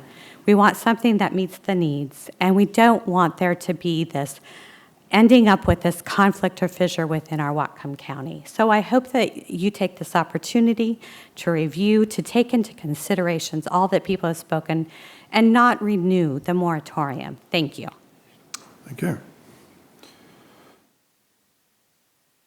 Then after these two speakers, I have no one else on the sign-in sheet, so if you wish to speak on this issue, please line up at either podium. Kevin Clark, Bellingham. I'm a retired high school geography teacher. I examined the whole West Coast for the best place to retire without smog and with fresh air and healthy watersheds. I moved to Port Townsend and now to Bellingham last January. As a geographer, I employ a watershed perspective. All of us in northwestern Washington live in the Salish Sea watershed.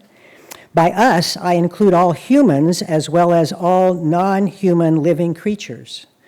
My question to each of you as people is, do you feel deep down that you owe your fiduciary duty to people and the local economy, which is built on the resources of Whatcom County, or to them and also to those living non-human creatures which also populate the watershed where the people live? As a public school teacher, I worked hard to fight off 3 statewide voucher attempts, so I understand how workers at Cherry Point feel about their careers and their future personal and family security when those are threatened. I get it. I realize how valuable to the community are the taxes and salaries to support our local economy. Nothing about the moratorium threatens those jobs or those salaries or the longevity of the plant's operation. But I invite the commissioners and the Cherry Point workers to consider the watershed perspective, which includes all citizens, including the families of the Cherry Point workers, and the health and the safety of those families and those workers, and the health and the safety of all creatures, of all the habitats, of all the ecosystems in Whatcom County. The new moratorium you consider does not threaten the local economy in Whatcom County. Again, what is the perspective from which each of you considers executing your duty to the county, to Whatcom County, and to those residents, human and non-resident, human and non-human residents who reside in this county? I urge you to clearly value the watershed perspective and to vote to continue the moratorium. Thank you. Okay. Hello, my name is Nick Engelfried. I live here in Bellingham, and I'm here to speak in support of extending the moratorium and using that time to come up with permanent changes to the code that prohibit new oil, gas, and coal export facilities and require that upgrades to existing facilities receive a special use permit that takes into account environmental consequences like pollution and effects on endangered species. Many folks have spoken about some of the specific reasons why this moratorium is important, and I'm going to try not to repeat what they said. What I will say is part of the reason why I support this moratorium is because I am hopeful about the future. To me, there are two different kinds of hope. There's the hope of blind optimism that just says, let's ignore the problems, let's stick our heads in the sand, pretend they're not happening, be hopeful. I think we heard some of that earlier today. Usually that kind of hope, when it was spoken to today, was delivered with no reference to scientific facts, no data to back it up. It's just be hopeful, everything will be fine.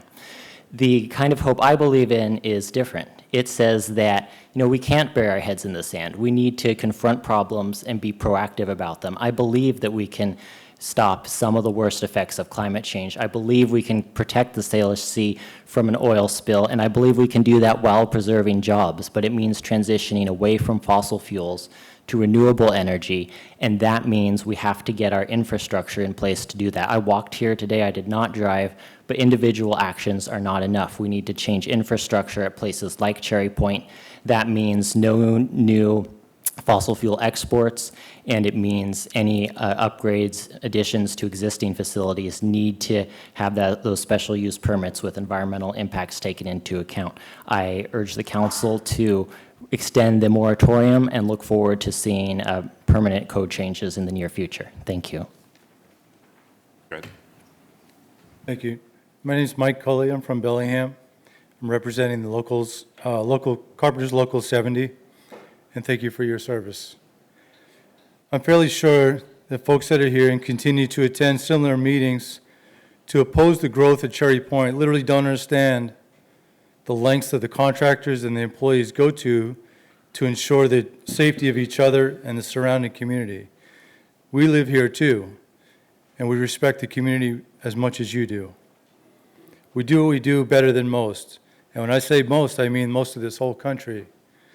And this country has the highest standards in the world for environmental, trying to stay on top of environmental impacts. The moratorium that restricts growth at Cherry Point definitely impacts the employment for those of us out there and for the generation following us. This is a fact. You are impacting us. I've been out there. I started at Cherry Point 25 years ago.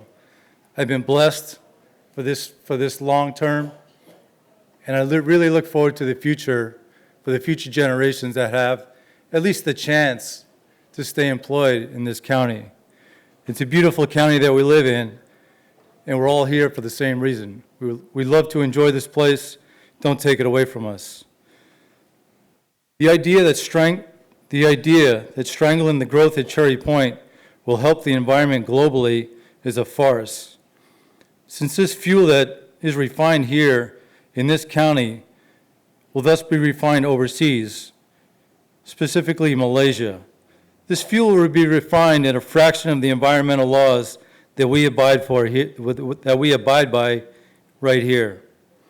Meanwhile, the demand for fuel remains. Many parking spots are full outside this building. The freeways are full, garages are full. I guarantee that the majority of the folks in this room have flown on a plane recently. Planes fly via jet fuel. Just a heads up. These local refineries produce this. Trucks bring the goods and the produce that you consume. These are facts. These shouldn't be denied.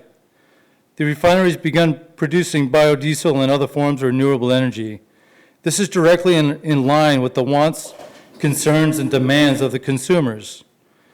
The amount of energy needed for the people, for our population, is tough to calculate. As population increases, the demand increases, whether that energy comes from the form of solar, electric, biodiesel, gasoline, home heating oil. The truth is that it's all needed. 30 seconds, please. Are you going to measure how much is needed for the future? I don't think you can. This population is still growing and will continue to grow for a long time. Please do not extend this moratorium. If you do extend this moratorium, please make this the last time. This is getting old. You have ample time to get a plan dialed in that is fair to all of the businesses that have a hand in the financial future of this county. Thank you for your time. Hi, my name is Adam Lamb. I live in Blaine, Washington. I'm here tonight to speak against the extension of the moratorium for the 7th time. You guys have had plenty of time to look over this, and I do feel we are getting a lot closer. But we need to end the moratorium and come up with a permanent solution that works for everybody. So please continue to work with industry and the people out there when moving forward. Thank you. Hi, I'm James Riley. Everybody in this room has one common thing, and that's the human race. You'll see bears making condos or squirrels flying the planes or destroying the planet. My question to everybody in this room, can you make a tree from your bare hands? I'm not talking about planting a seed or make a squirrel from scratch like baking a cake. I know I can't. But we all, again, have one thing in common. We're all here concerning the planet. I'm not a rocket scientist or a genius, but I know that we don't own the planet. There's no mortgage, there's no contract. We blow this planet up. Where would our kids go? Our grandkids? But the thing is, that's why I said, we don't own the planet. We are one of the other creatures on this planet. So my question or my theory, put your feet in other people's shoes and walk and see what they have to say. And the communication of all of us depends on Whatcom County. No deaf ears. We're all in the same room. Let's talk and get this going for the better. We did that in 1986 with the gang in Bellingham and Whatcom County. We all gave them a choice: leave town or get convicted. We can do the same thing with handguns, knives. Nobody should ever lose a family member. No one. Or stupidity. 30 arrogance. seconds, please. I'm done. And thank you for your listening. Thank you. Good evening. My name's Bob Gay. I'm fifth generation Whatcom County resident. I'm also a business representative for IBEW Local 191, the Electrical Workers Union. We have approximately 350 members here in Whatcom County, and a large portion of them rely on that Cherry Point Industries for their employment. And I would ask that you not extend the moratorium. I've heard industry repeat over and over that this impacts their ability to generate the funds required to upgrade their facilities that provide the jobs that support our members' families. I know we've done this over and over again over several years, so like I said, that would be it. I would ask you to just say no to the extension of the moratorium. Thank you. I have two more people lined up. If no one else wishes to speak on this issue, we'll be closing after these people. Hi, my name is Jerry Schuster. I'm a small business owner out in Whatcom County. I request that you continue with the moratorium and, get the job done that was started 3 years ago for this. I believe we should stop any fossil fuel, unrefined products from leaving our shores. The world is depending upon people. We're here. It's an opportunity to help that process along. It just needs to stop. As far as the amendments, the fossil fuel industry, not just locally, say there's, good neighbors in every community they're in. They've got a huge tax, revenue for the county and the cities they're in. That's great. They do the environmental, they say they love doing the, being clean and, meeting the environmental standards that are set, laws that tell them they have to. When it comes down to it, though, it seems, if they're so happy about being clean, why have they spent over the years, countrywide, worldwide, hundreds of millions of dollars to not have to keep their processes clean or upgrade them as they continue processing fuels and increase their production? There should be EIS, statements required on increasing productions. Of course, just doing safety upgrades and maintenance, that's fine. But if it's, an increase, we need to stop pollution. We need to reduce it and not continue just, going along as we've done. And it seems like in the current plan, there's loopholes that they can get, step around, say one system is this way, this project is, isn't going to meet the standards, so we don't have to have an EIS. We can just keep on polluting as we can. If they were truly good members of our community, they would want to be clean and increase that process. Thank you.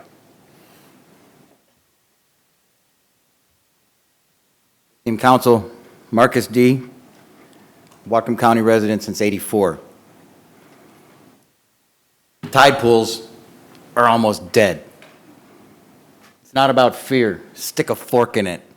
That's where the feeders exist for the king salmon, who of course feed the orca, and so on. It's for real. We heard somebody talking about it here off of Chuckanut, between Chuckanut and Lummi. I can tell you that the west side of Lummi, where I spent a lot of my youth, it's dead. Everything. There's anemone and there are barnacles in those tide pools. Pristine tide pools. I'm here to ask for not only an extension, but I want the moratorium to be final. It needs to be the word. We need to move forward. I want to address the fear in the room. I've said that before in this hall. I reef netted on Lummi Island. I'm one of probably, 1,000, maybe less than 2,000 people on the planet that understand how to reef net, that wonderful, wonderful fishery. I felt displaced when both state and federal dollars, as I recall, were made available for displaced fishermen and retraining in Whatcom County and Washington State because of the petrochemical industry, largely. That was back in the late 80s. I didn't take advantage of those funds. I was also a builder, a carpenter, and so I transitioned from less fishing to more carpentry, and that's how I adapted. But I retrained. And it wasn't through fear either, because I had to. We all have to now. It's time. Pipe fitters, electricians, boilermakers, they'll be needed. Come on. Are we going to just stop making energy? No. We're going to get innovative. We're going to hire the people, the talent that's here, and use their ideas. But it's time to move on past fossil fuels. The tide pools are dead. Stick a fork in it. It's not about fear. Thanks. Hi, my name is Ken Domrod, taxpayer voter, District 2. I guess my comments about this moratorium are more about consistency. So the moratorium language was written, it looks like back in 2016, and the proposed language for the changes has evolved quite considerably from what the justification for the moratorium was. So I guess what I'm asking the council to do is to table a vote on this moratorium until you update the language concerning the justification for the moratorium. The moratorium language specifically addresses a reduction in workforce as a result of converting existing facilities to crude oil transshipment facilities, and it specifically justifies the moratorium based on the shipment and the dangers of shipment of Bakken crude via rail. It doesn't have the word air, it doesn't have the word emissions, it doesn't have the word climate change in it, and it doesn't have any reference to treating or importing or exporting other refined fuels. It's very, very specific to the unrefined fuel issue. So that would be my concern with the passage of the moratorium now. I feel like a vote on passing this moratorium now would be dishonest to the people that you're representing, because your justification for the moratorium, the way that it's written, and the end result of the moratorium 2.5 years later is not going to match or be congruent. Thank you.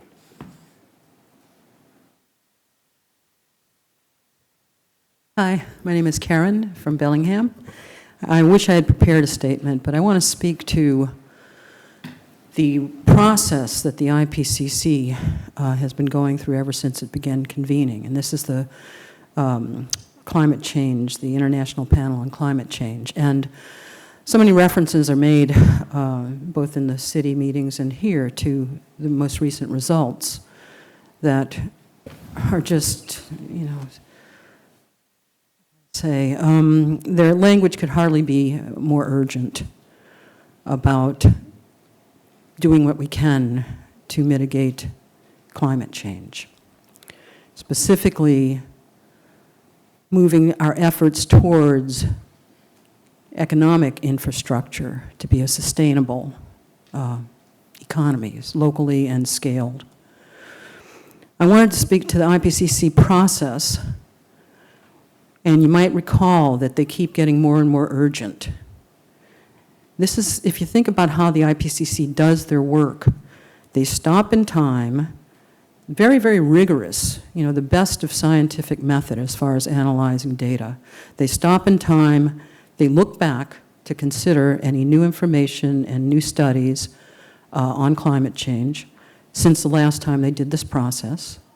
By the time they get to releasing their report, because these are all refereed journals and refereed science that it's based on, by the time they get to releasing their reports, it's been 1.5 years or more since they began their process. And so they're always lagging behind, 1 year, 1.5 years or more. And what we're seeing is exponential climate change. Well, it's approaching exponential. What has been linear, as far as the warming and the effects on the global climate systems, is now becoming exponential, or if you imagine the hockey stick that Gore, I think, popularized. So we can only expect that the next IPCC report will be that much more extreme. There's also the consideration of what's called the aerosol masking effect, and we really need to keep this in mind. And this is where my support for some type of a transition comes in. 30 By the seconds, way, I'm please. speaking in support of the moratorium. Forgot to say that.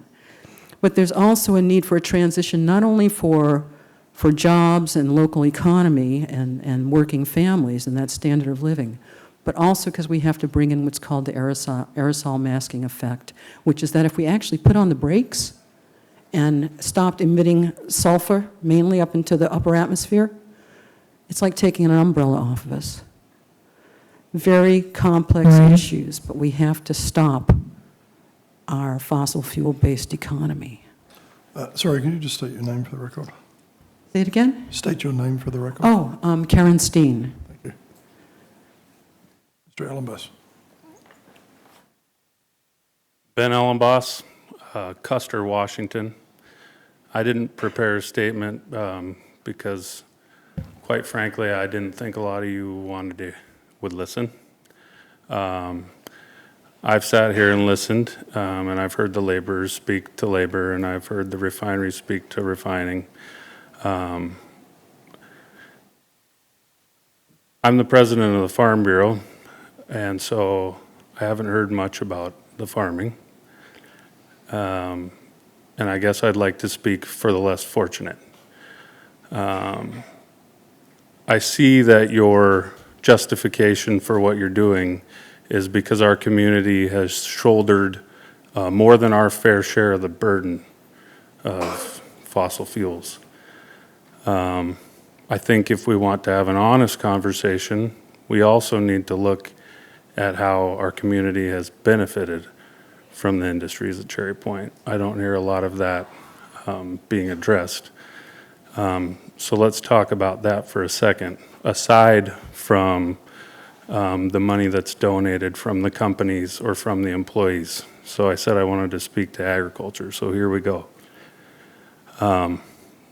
If you look at what percentage of income households spent on food in 1900, it was upwards of 45 to 50%, greater than the housing costs. That's right about the time that we started using fossil fuels more intensely. You move through the decades to 1950 and the price of food dropped to about 30% of household income. Here we are a little more than 100 years later, and agriculture has come around, and we've been able to lower the price of food for everyone to roughly less than 10% of household income. And these are facts you can look up. There's a few things that have made societies flourish through the ages. That is agriculture and fossil fuels, cheap, reliable energy. So if we care about the less fortunate, I think things like you guys are bringing up is the last type of ordinances we would want to pass in our community. 30 seconds, please. Because the first people that it's going to harm is the less fortunate. I haven't seen tractors that run off electricity yet. Maybe we'll get there. But I think it's been well documented that as societies flourish, agriculture and fossil fuel are the two things that have helped us along. If we want to continue our society flourishing, restricting the way that you guys are looking to is not a responsible way to go. We have two more people lined up, maybe a third. If no one stands up now, I'll close the public hearing after these three. Ellen Howard, Bellingham, and I didn't expect to speak, but I do think no matter what you do, there need to be careful regulations in terms of the development of the industry out in the Cherry Point area. I lived out in Ferndale at the time they pushed through the railroad. It wasn't well notified that people were going to put through that railroad, and it had tremendous impact. The trucks weren't being covered. People are getting windshields broken and everything. So whatever's done, I think, while I know BP in terms of safety of their own workers may be fine, I think we have to look at the bigger picture of their big impact on all the surrounding area and some symptoms that they haven't always paid full attention to their impact on the communities. Thanks. Wendy Harris. I think it's really sweet that been so concerned about the less fortunate, but maybe he should expand his area of concern to people whose health is being impacted by toxic emissions. I'm one of them, and I don't feel very fortunate. I don't feel real happy about Cherry Point. I found out recently from reviewing a map that where I live is directly where the emissions are coming and dumping. Not a lucky break. So I do support the moratorium with one change for two reasons. I think it needs to be a moratorium on refined and unrefined fossil fuel. One, because I'm really concerned after hearing these industry people come and get so angry and threaten the council and blah, blah, that you're going to get sued. And even though this is a temporary moratorium, the fact that you have unrefined fossil fuels in there is an indication of intent. And it's going to be used against you if there's any subsequent mitigation. So, and the other reason is, I forgot, actually. So, what I wanted to talk to you about was that if you, I'm going to say the opposite of what everyone else is saying. Everyone's been telling you that you're really close, you're almost there. I'm telling you you're way off base. And these same people that stood here and complained about transparency in your actions and what you're doing have not been transparent with us, have not been accountable to us. And I would like to know what the plans and potential public dangers are in the future plans of Cherry Point businesses. It's important to understand that this is going to involve biofuel. That's where the future's going. We only have so much, reserves left of fossil fuel, and that's why I think you're being misled to focus heavily on fossil fuels while BP has invested several $billion in this industry and even entered into a very large contract 30 seconds, to please. provide raw materials for biofuel. I don't know if you are familiar with synthetic biology that occurs at Cherry Point. That involves gene alteration of things like bacteria and algae, and it concerns many scientists. We don't know what kinds of analysis are going to be required to determine impacts to humans, Time. fish, and the environment. And what process is in place for these permits? I'm concerned that power has been handed to the planning staff through excessive administrative discretion, and that I had no idea that BP was putting in the biofuel plant that they did, or that a permit had been approved for Phillips 66. That's going to be very large, involving proprietary information. Thank you. Mr. Ellison, you're the lucky last. Well, I had to get up. Ben Ellis got up, and I thought, my gosh, I'm going to get up. He told you, about agriculture and how more efficient it is. It actually is. It used to be 100% that we worked at growing food. So it was basically almost 100% of our population that went to producing food. Today, it's more like 1 or 2%. And that was due to mechanization. Also, through technology, we get better about doing things. And technology will help a whole lot in terms of how we use fuels. Of course, what I told you a long time ago about Cherry Point. It should be saved for a future port, a port that would handle containers. Those would bring more jobs to our area. And I believe that we will get better at handling the environment, and we'll be able to bring the ships in to work those containers. Yes, oh yes, the more trains. But I think that is the future. I think that having us take care of the crude oil here and refine it here, I trust the refinery much more than I would trust shipping it aboard. So that's where I stand on this stuff. I could go on about taxes, and no, I'll leave that one alone. Thank you. Thank you. Well, with that, we're closing the public hearing. What's the wish of the council? To approve. Second. Moves to approve. Mr.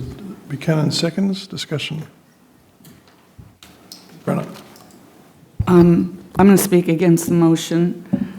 I think I really, actually, have to say in a weird way, I've really enjoyed listening to so many different points about what's going on and what we want. And I look at it very differently, especially with the refineries at Cherry Point, and I have taken the time to go out there numerous times. And I'm hopeful, I like that word, I'm hopeful because I really believe the most incredibly well-regulated refineries, which we have here, are going to be at the forefront of transitioning us from fossil fuel to things that I can't even comprehend. I don't admit to being any kind of high-tech person, but I really do believe that we are fortunate to be on the cutting edge with the people who can do this. And it was really interesting, somebody brought up something when they were talking against, it was to support the moratorium and not to do fossil fuel, but while that person was talking, I think it was a woman, said something about all the acidic rain and acidic air and acidic currents that are coming from Asia, where they don't have good regulations. And to me, whether people agree with me or not, that I have read a lot on. And I'm still hoping somebody on this council besides me will read that book I keep telling you about. It's called King of Fish. And it moved me a lot because I really believe that we are fortunate to keep things so clean here that there will be less of it done in Asia. I don't want to see more done in other areas where they don't have the regulations we have. And I not only think we've got excellent refineries, I think we've got an excellent workforce. I also think we have excellent environmentalists in Whatcom County, and I'm really, Somebody leaned against the... Something I said? Switches on the back there. There you go. Oh, you missed the vote, sorry. Keep talking. Just come back on. I'm not sure that was a plus or a minus for what I was saying. Just to wake everybody up. But I just feel like it's interesting, and I won't go on too long, I promise, but back in the 60s, when I was a hippie, I was depressed and angry what do you mean, what? Somebody said, yeah, I guess I still am sort of, but I was depressed and angry all the time, and I really thought it was the end of the world. I was scared to death of population explosion. There were so many things that just terrified me. I was miserable. And when I became a parent, I don't say this happens to, no one thought I'd live to be 30, let alone be a parent. So when I became a parent, my kids taught me so much about goodness and what's hopeful and what the future can offer. And they're both way high tech compared to me. And they keep teaching me stuff.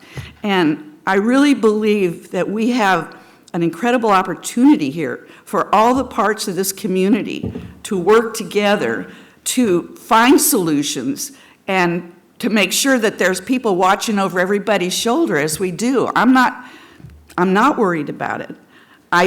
I'm kind of worried on a global scale, but I think we have the answers here, and I do believe that we can get to that point. Whether we will or not, I don't know, but I do believe that we are extremely fortunate with the refineries we have here, and we have gone on and on with this thing.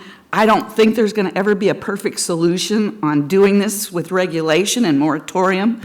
I think it's going to take working together on the solutions as they go, and not to just keep putting up this moratorium while we do it. So I'm trying to, also, in this thing, some of it is not correct. I will agree with Wendy. This thing, unrefined, the definition has refined stuff in it.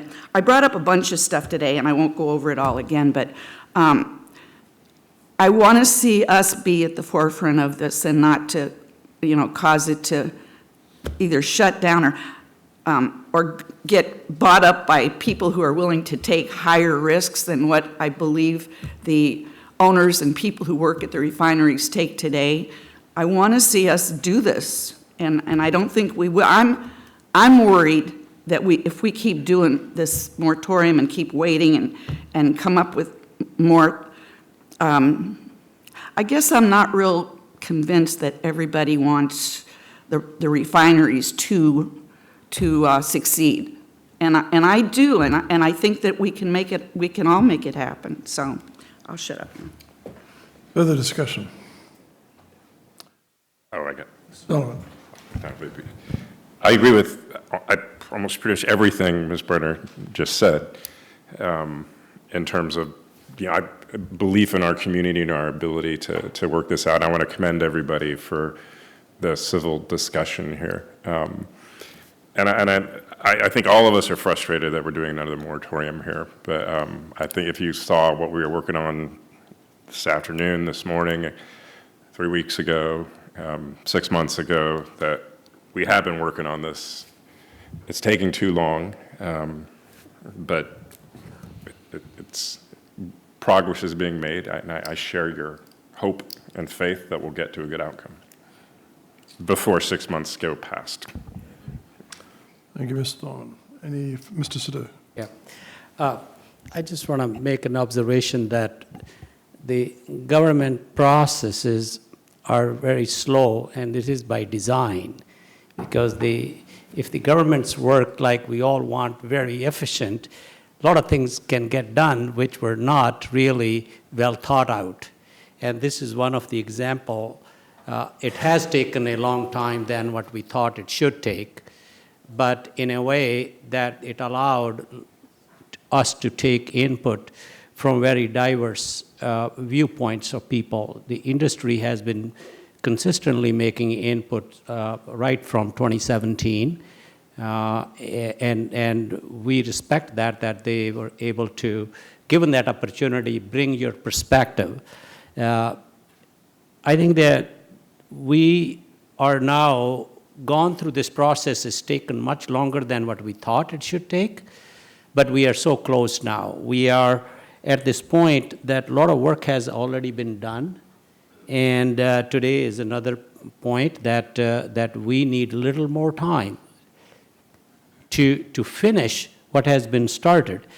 And I agree with the transparency part, which everybody has said, that all the comments from the Cascadia, everything, should be on the website, accessible to everyone and everybody. Now, just so that you know, this is just borrowing a little more time to complete the process which we started.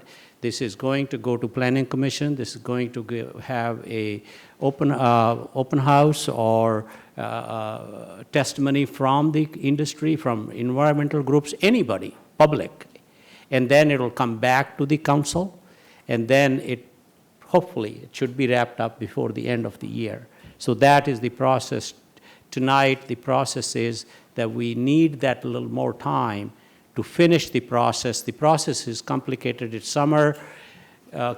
Planning Commission has only so many meetings. Council has only so many meetings, and there are statutory requirements of putting a public notice. You need to give 30 days or 2 weeks or 4 weeks, because we cannot shorten that process. So that's at the juncture we are, and I would support that we should extend this moratorium just to finish the process. This is not really leading to anything. We have a comp plan amendments which will be public, which will be debated, and finally will be decided by the council after the Planning Commission is done. Thank you. you. Ms. Frazee? Yes, I just want to, I appreciate everyone who spoke tonight and that everyone gives a voice for this. And in regards to the moratorium, I think we've seen after the 6 moratoriums that were put in place, the extensions, that Cherry Point Industries are still profiting and that jobs are still in place. And we need to consider that and make sure we keep the jobs in place, but also protect our environment and our people. So that's why I'm going to support the moratorium extension. Further discussion? Seeing none, would the clerk please call the roll? Barbara Brenner? No. Red Brown? Yes. Barry Buchanan? Yes. Todd Donovan? Yes. Carol Frazee? Yes. Satpal Sidhu? Yes. That passes 5-1 with Brenner opposed and Mr. Bird out of the room. With that, it's now 9:15. I'd like to suggest we take a 10-minute recess. That's fine. We'll be back in 10 minutes to discuss the next item on the agenda.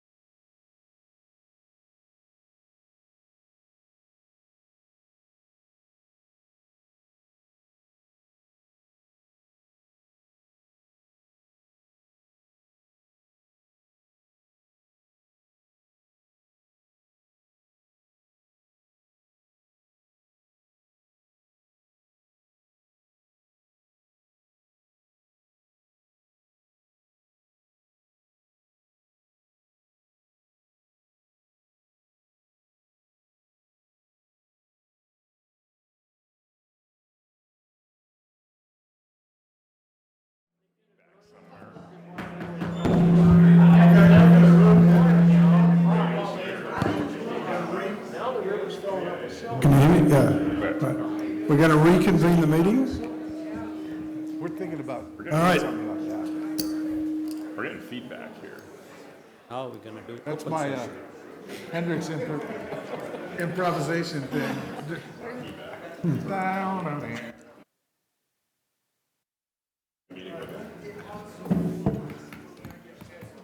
Test.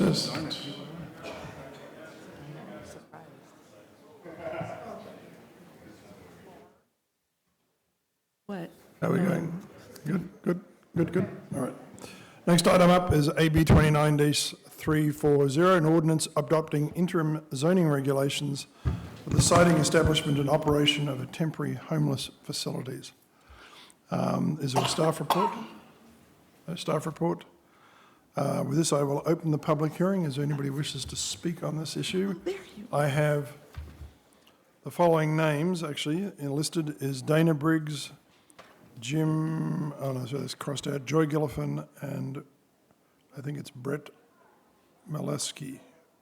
Let me see. Maluski, maybe. Mr. Briggs. Oh. That's fine. Mr. Briggs, please proceed. Thank you, sir. Good evening again, council. Name's Dana Briggs.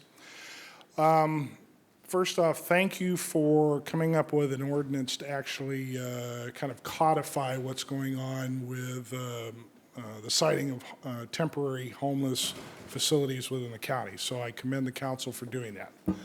I have two concerns and a suggestion.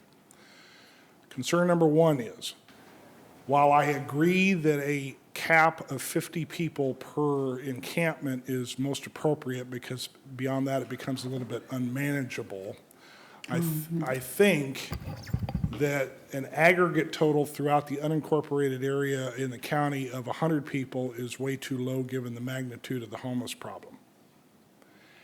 I don't have a suggested number for you, but that basically limits it to 2 camps of some type, whether it's tiny homes, tents, otherwise. And I honestly believe that if we're going to progress in trying to provide shelter to get people out of the elements, that we probably need to have, while we may not approach a new number, it needs to be a bit higher than what it is, okay? That's issue number one. Issue number two, I think that part of your ordinance was probably modeled after the Bellingham ordinance, because a lot of the language looks familiar to me. And the comment that I had to them last year was, the tone of the ordinance seems to indicate that the county is trying to protect the community from people who are going to be moving into these encampments. If I come back and I look at and read that entirely objectively, I would take offense to it if I was a homeless person, which I am. Okay, because I'm reading it and it seems to be this must be done and that must be done to protect the community and da-da-da-da-da. So I don't know if you need to change the language to soften it a bit and still get the same intent across or what, but just anybody looking at it without any further background might take it that way. The last thing is the suggestion. The suggestion is that once you pass the ordinance, after a 6-month time frame, if no organization that you have identified as qualified to set up one of these encampments actually comes forth and 30 does seconds, so, please. you need to proactively go out and ask why.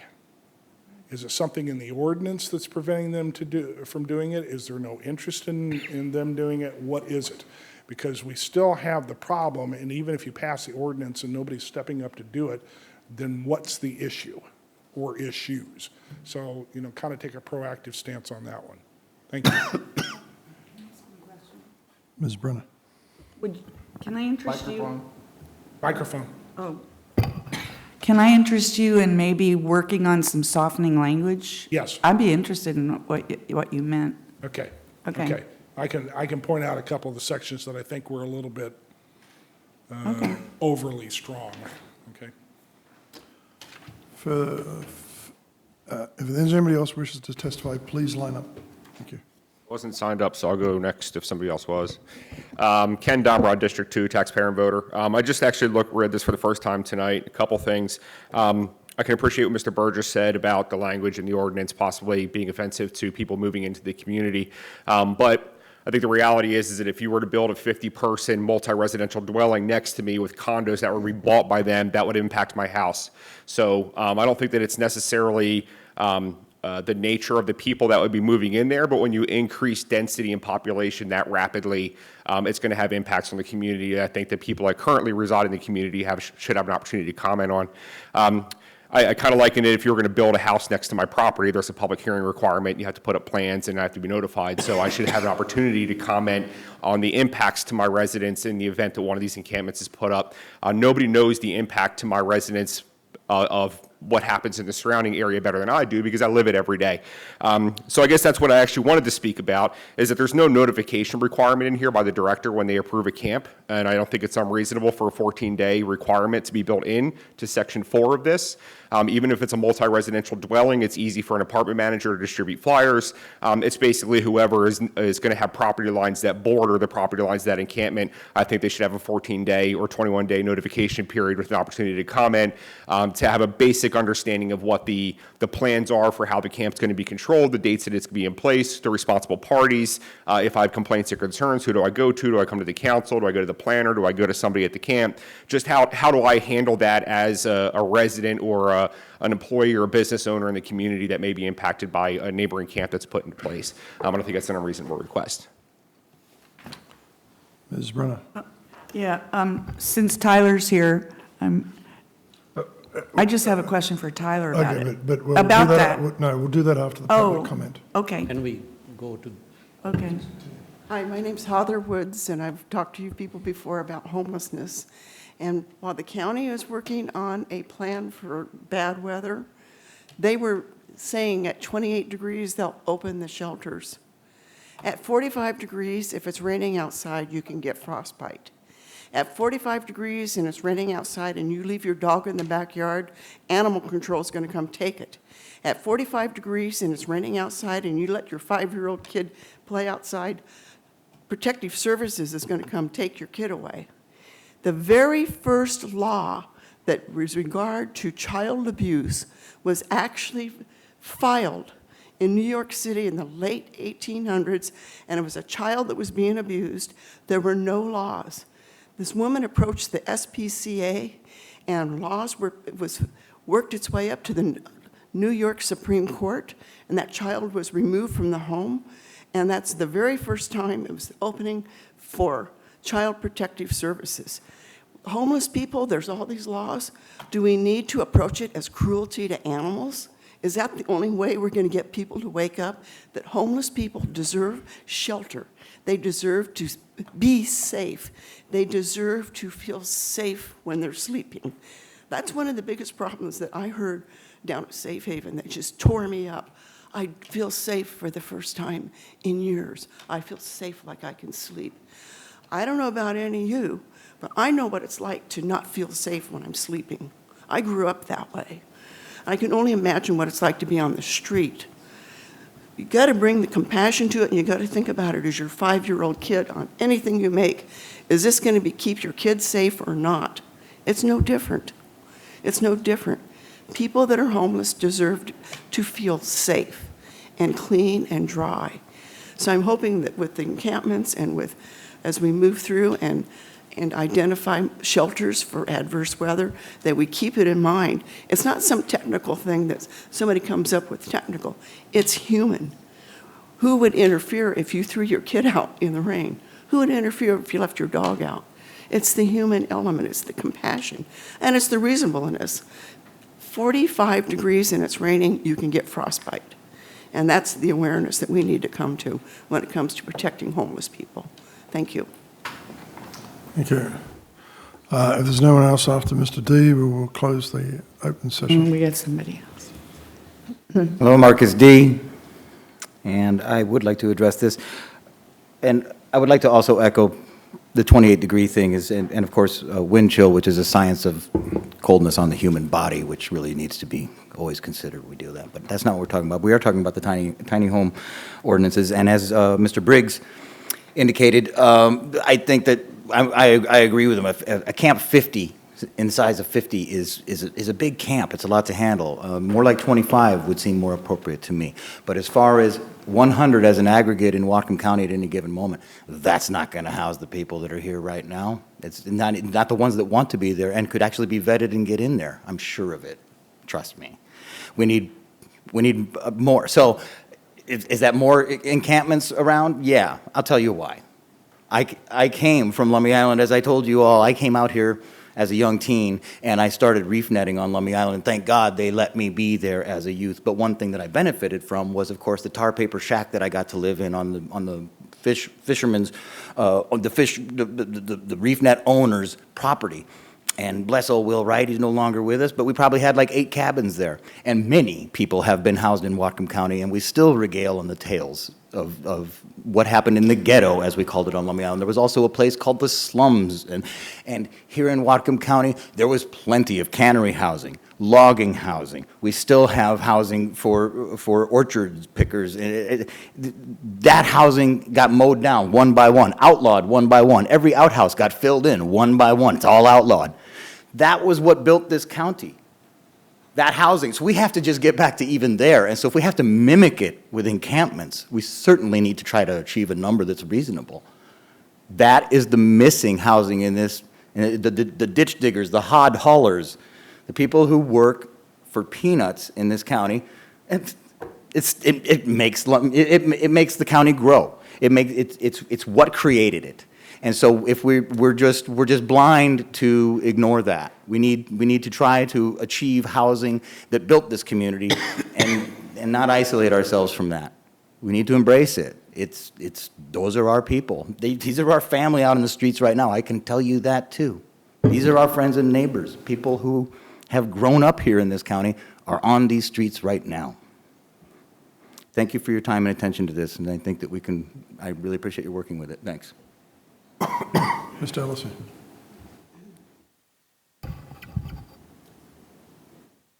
I haven't studied as much as these people.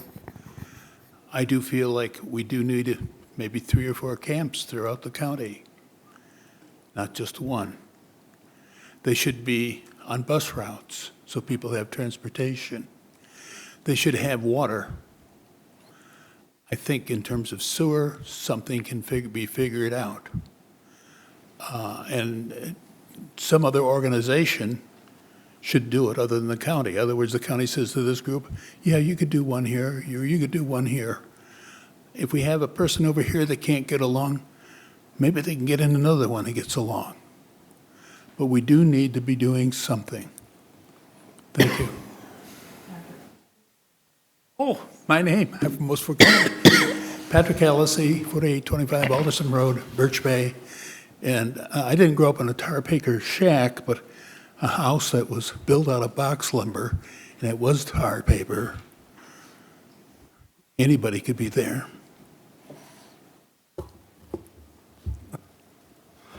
All right, further public comment. Seeing none, we'll close the public hearing. Ms. Brenner, I think you had a question for Mr. Schroeder. Yeah. When this goes into effect, or whatever we end up doing goes into effect, wouldn't there always be, if we create these, there would be a comment? I mean, people would know. Aren't neighbors required to be, what is it called, informed or? Yeah, notice given. Tyler Schroeder, Deputy Executive. Yeah, it will be very likely that any type of temporary or permanent homeless facility would require notice to the neighbors. I did point out to the individual that spoke earlier that under this interim ordinance, it does require public notice. It's a type 2 application, and it requires the site to be posted, the application, if one was submitted, to be in the Bellingham Herald, as well as the neighbors surrounding the property to be given notice prior to the director making a decision. Okay. Since this has been enacted, I spoke with Mark Personius, the planning director, earlier today. We haven't had any applications nor real interest in somebody coming forward with an application to site a facility in Whatcom County, unincorporated Whatcom County. There had been a couple of different that were in discussions back then, but the PDS has not accepted nor knows of any application that will likely be coming forward. But passing this for one more year, having additional discussions with the work groups and the cold weather shelter and maybe the homeless strategies work group, if it has another meeting, will be some value, and we can then reconsider a permanent ordinance that the council wants to move forward with. Brenna. So you haven't heard anything from Homes Now? There was some discussions with Homes Now real early on, and if council remembers, there was some discussion about county-owned property on Northwest and Smith. Those discussions have not happened for many months, and my assumption, and I have not spoke to Homes Now or Jim Peterson on this, but they're focused on property in the city of Bellingham. Well, that's what I thought. They're working on their tent encampment, and from my understanding, some tiny home villages in the city of Bellingham for a longer period of time, and hopefully over the winter, which might actually help if we have another cold winter like we did this last go around, help provide some shelter for those that are in need during that time frame. Okay. So I'm very supportive of this, and for all the all the reasons that have been spoken before, but I just want to relay a couple of things.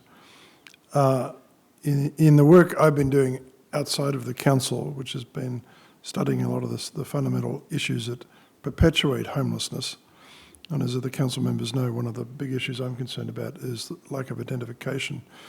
But in that process, I've talked to several people who have been dealing with this issue on a large scale, particularly in Florida and Arizona.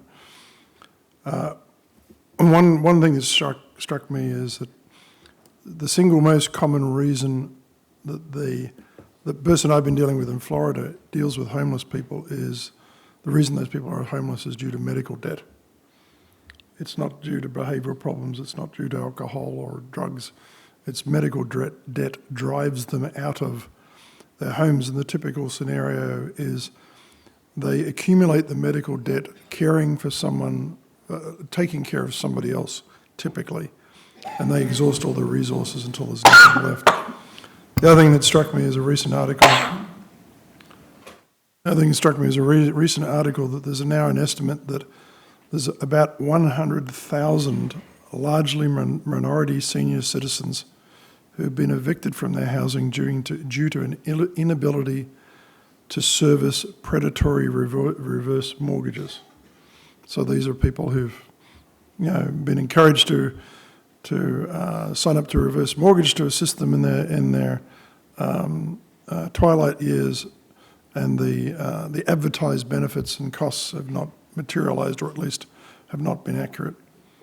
And the final thing I'll say is that I think the reality is we're already providing accommodation and toilet facilities for people who are experiencing homelessness. The problem is we're providing it for them in areas of the woods, in streams and alleys, under bridges. I'm supporting this ordinance in part because it's going to provide a safer, more suitable solution that benefits not only those who are homeless, but the rest of us in the community as well.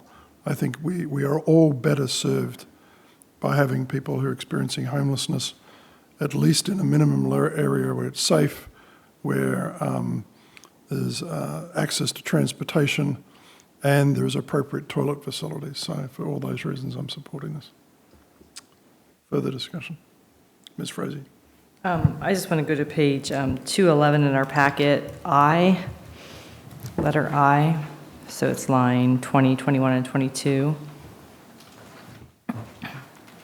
No children under the age of 18 are allowed to stay overnight in the temporary encampment unless accompanied by a parent or guardian. And I just have a problem, even any child, anyone under 18 in the encampments. I don't know if we can put something in there about the Opportunity Council will be notified, or that just keeps sticking out to me. And if there's something we can do with that, where I think I know Emily O'Connor from Lydia Place says that, no kids should be living in cars or tents. We need to have them housed. And if there's something we can put in there to change that, if anyone has any suggestions. Ms. Brenner? Well,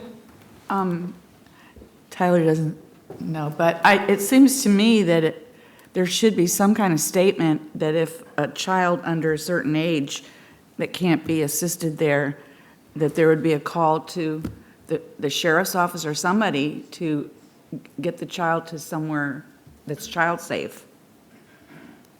So Tyler Schroeder, Deputy Executive again. The next sentence there does recognize, and whether or not the Child Protective Services is the correct agency or not, maybe the Opportunity Council or another suitable agency. Okay.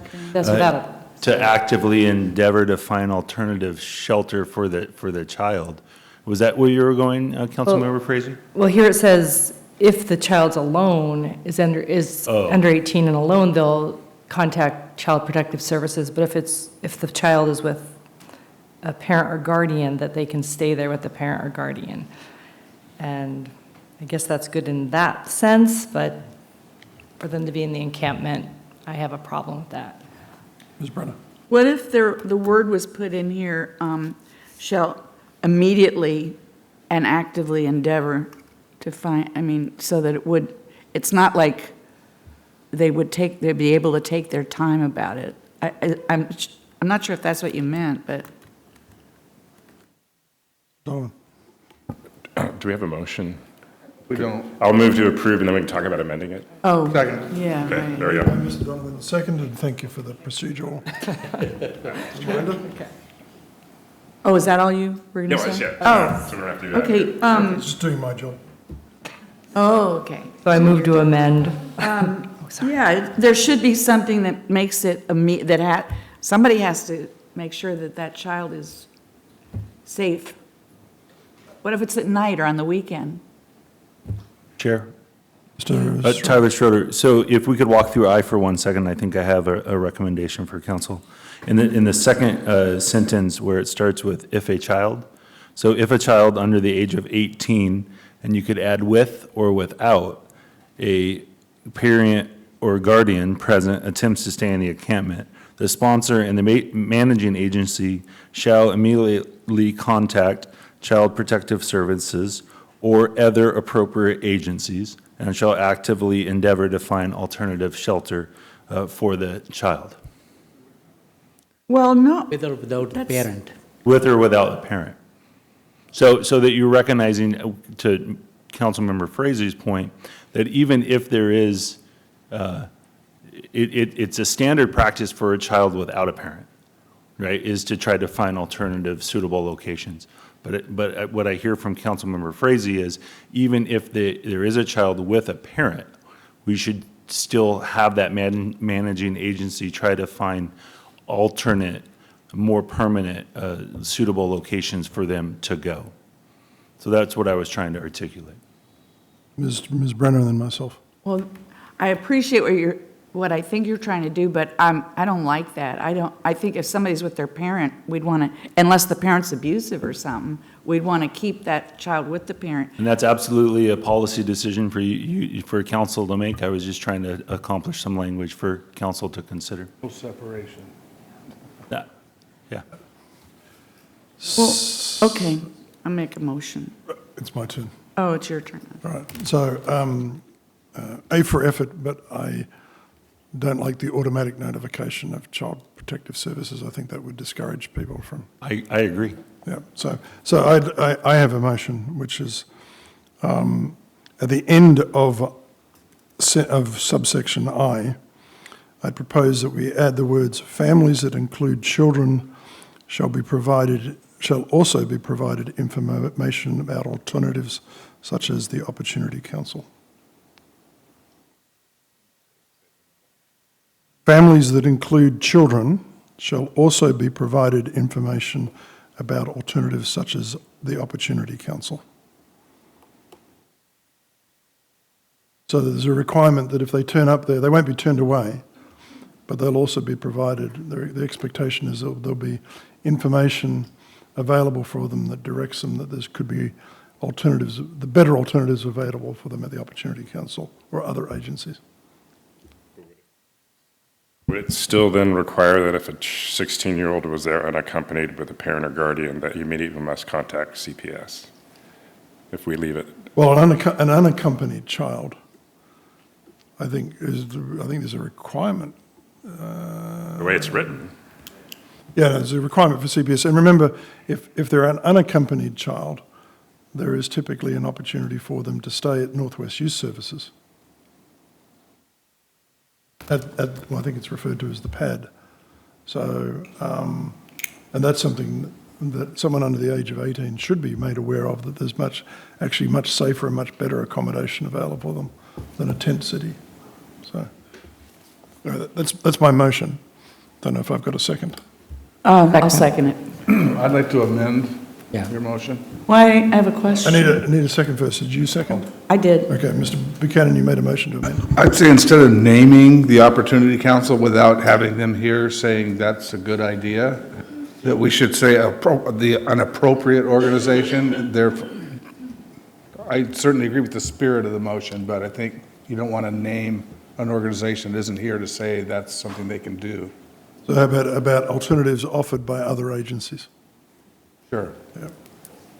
Ms. Brenner? What about, teenagers like 16, 17, who, that would scare off, rather, they want to, are we legally not allowed to, if this is a policy thing, I say let's do what we want to do, but is there some kind of legal prevention from us allowing kids 16, 17 to stay at 14, 15, 16, 17? You don't know? We don't, yeah, because what I don't want to do is scare a young person off. Oh, Karen, you don't know? Okay. I don't want to scare a young person off by, them thinking they're going to be in the system and they're going to lose, their ability to do certain things. That would be my big concern. You want to hear from Dana? He raised his hand. Mr. Briggs, are you familiar with this issue?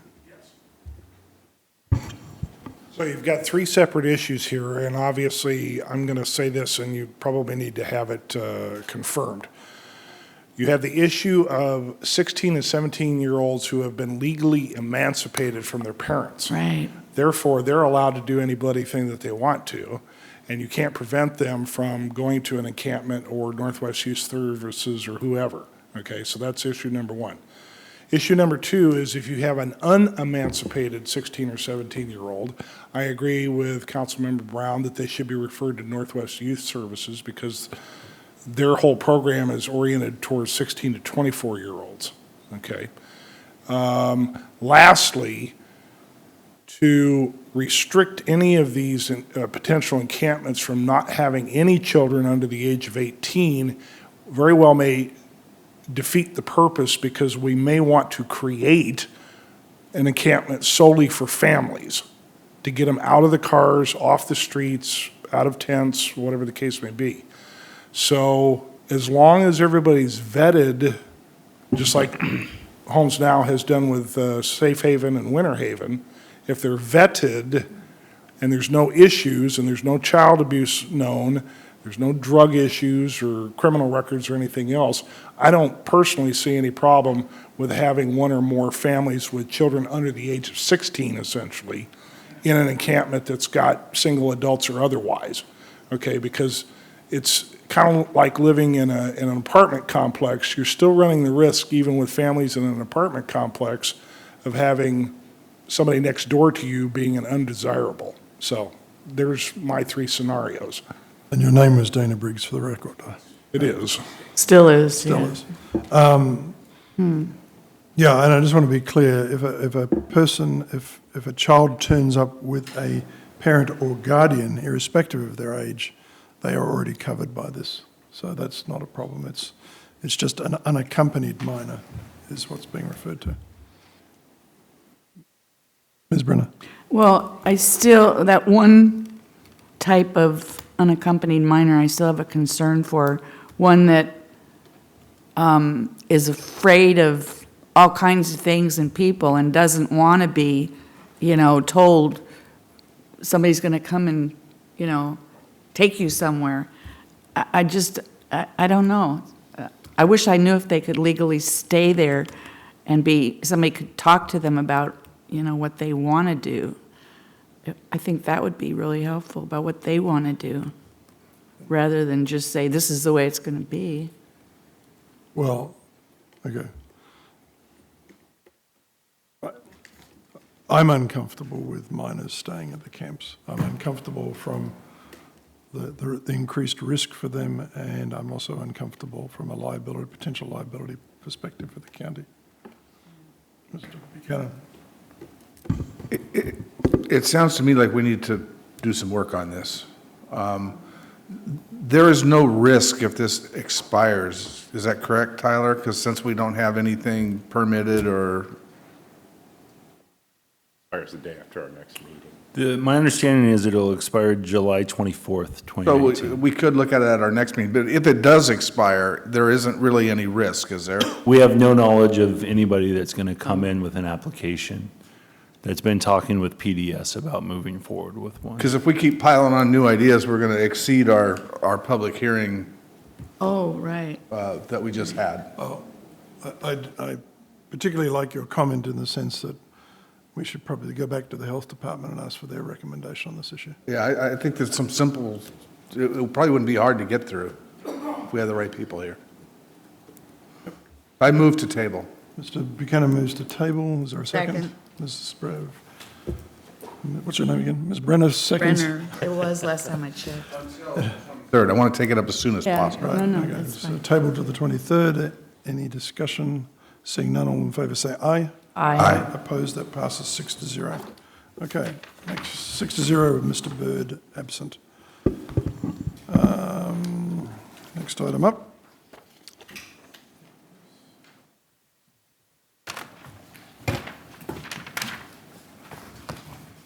Now, I guess we have the open session, don't we? Oh, open session. All right. All right, this is the open session. The open session, during the open session, audience members can speak to the council on any issue not scheduled for a public hearing. Each speaker should state his or her name for the record and optionally include city of residence. Speakers will be given 3 minutes to address the council. Council staff will keep track of time limits and inform speakers when they have 30 seconds left to conclude comments. Please. Good evening, council members. My name is Sharon Cody. I live at Lake Samish in Bellingham. I'm here tonight to speak in opposition to ordinance number 2019-046, amending Whatcom County Code Chapters 11.16 and 11.20 to protect Lake Samish water quality and Lake Samish shoreline properties, enacted June 4th, 2019. I've lived and water skied on Lake Samish for 25 years. During that time, neither I nor any of my neighbors on the lake with whom I ski have ever received complaints regarding ski boat wakes. Only in the past several years have I and other lake residents become concerned with dock damage and shoreline erosion caused by those boats developed for bigger displacements of water for the purpose of wakeboarding and surfing. However, the recent amendments extending the no-wake zone to 300 feet around the entire lake shore and establishing a special no-wake zone east of the county bridge are excessive and adversely affect all motorized boats, even though the problem wakes are generated by only a small portion of the overall boating activity. The proponents of the amendments at the June 4th council meeting numbered fewer than 1% of the lake's population and do not represent the views of the majority of the Lake Samish community. The decisions made at that meeting were based on a request of a handful of residents and without any consideration or input from those not in favor of the amendments. I'd like to see the council back up and address the root of the problem rather than place a Band-Aid on it that penalizes those who aren't the cause. The problem is large wakes caused by a small but increasing number of certain boat types and activities. Some solutions could be, 1, a modest extension of the shoreline no-wake zone for all boats, but not up to the 300-foot as amended, and possibly an extended distance of 300 or further for larger wake-producing boats.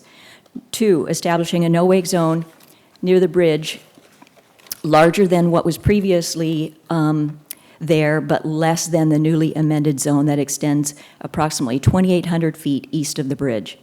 Number 3, restrictions on certain boats of type, size, weight, and/or equipment such as ballast tanks. Or 4, a combination of these or other solutions developed through stakeholder discussions and feedback, all of which should be combined with user education programs. Regardless of the various thoughts and opinions on what the solution should be, the decisions made on June 4th were premature and made without adequate information. Lastly, there are a number of Lake Samish residents in the audience who won't have a chance to speak, but that I'd like the council to be aware of regarding opposition to the amendments. Can I 30 get a show? seconds, please. Can I get a show of hands for those in the audience who do not support either some or all of the recent changes to the no-wake zone on Lake Samish? Thank you.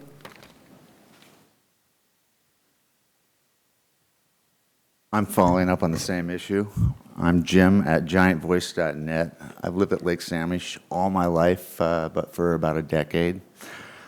I live at probably the most impacted point at Lake Samish for traffic, boating-wise and vehicle-wise. I'm the first house on the road after the bridge.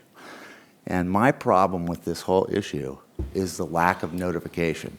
I'm sure you guys cooked this thing through the system so that technically proper notification was given. I was sick when I watched the June 4th video, so much so that I got an expert in body language and voice analysis to take a look at it and give me a preliminary gut. It looks like a B-grade movie. Councilman Sadhu, I probably disagree with your politics more than anybody, but at least you're transparent and have some backbone.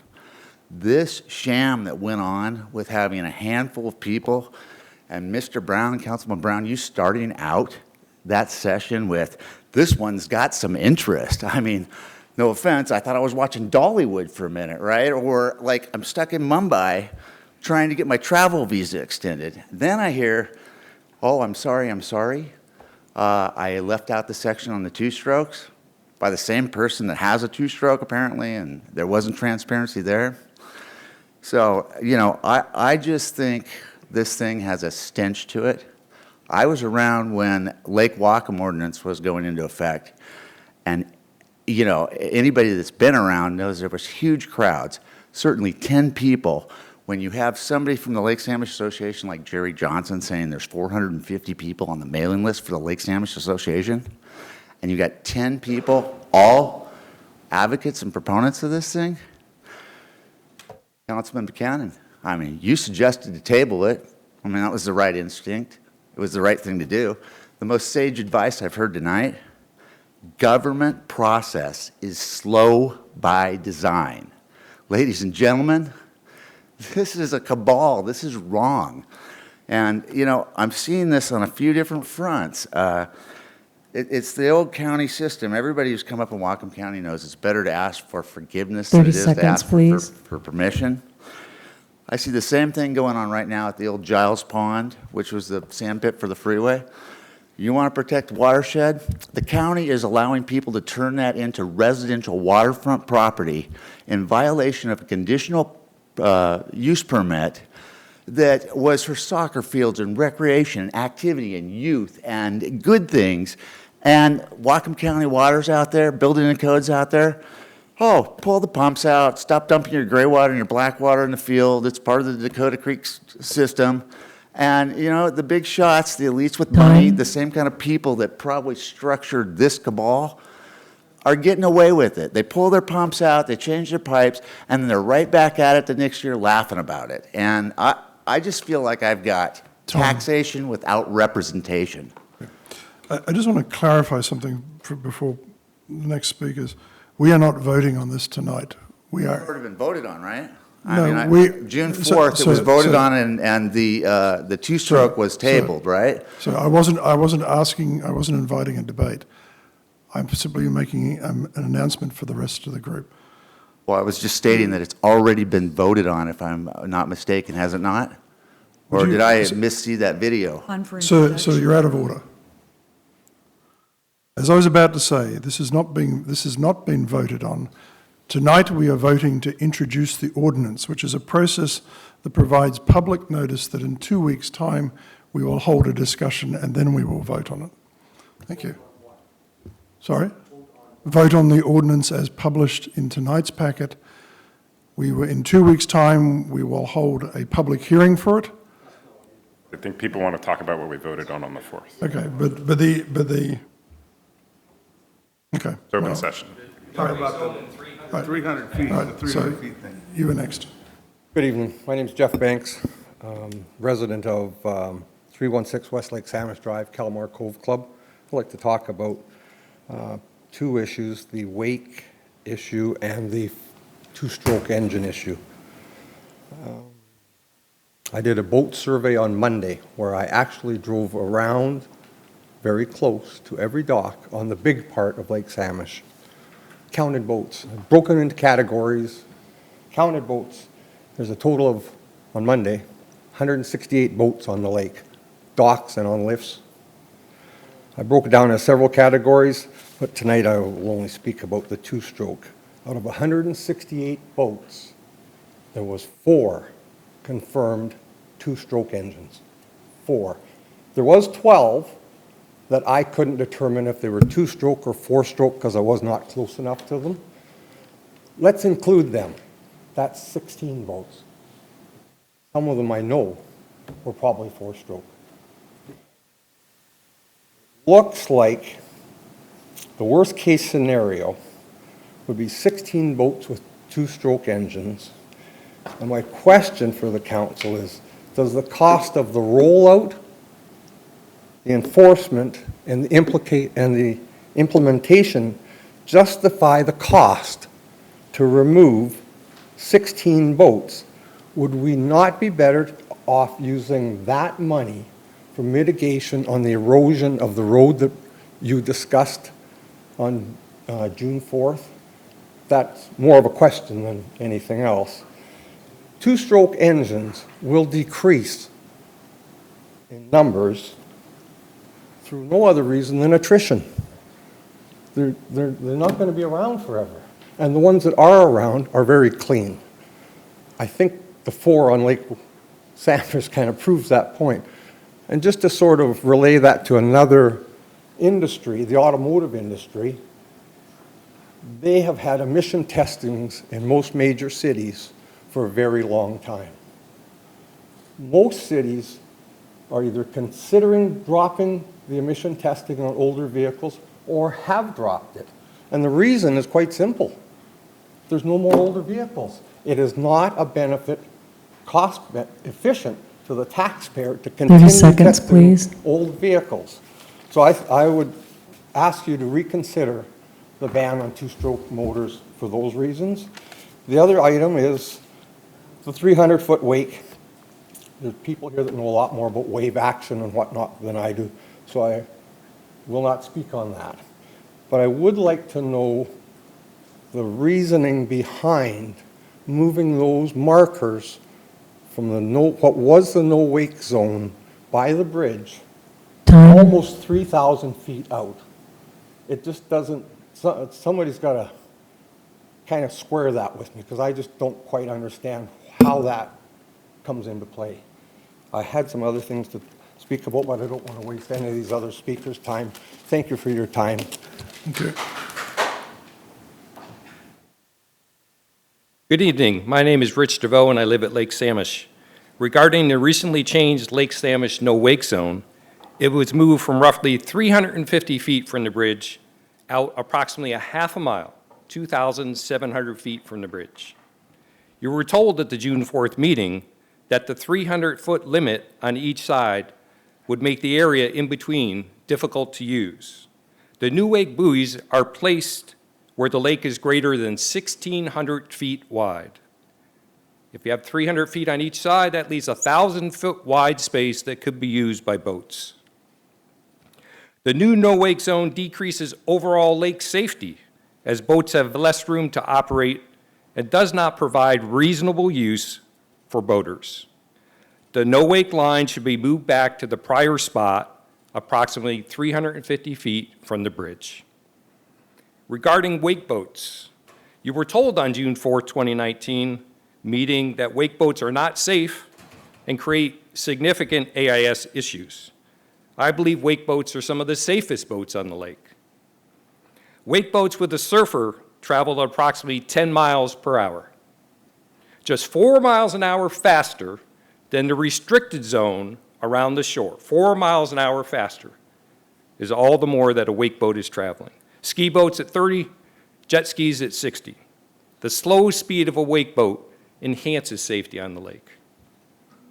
Wake boats travel nearly in a straight line. Compare this to boats pulling, say, in tow with a tuber.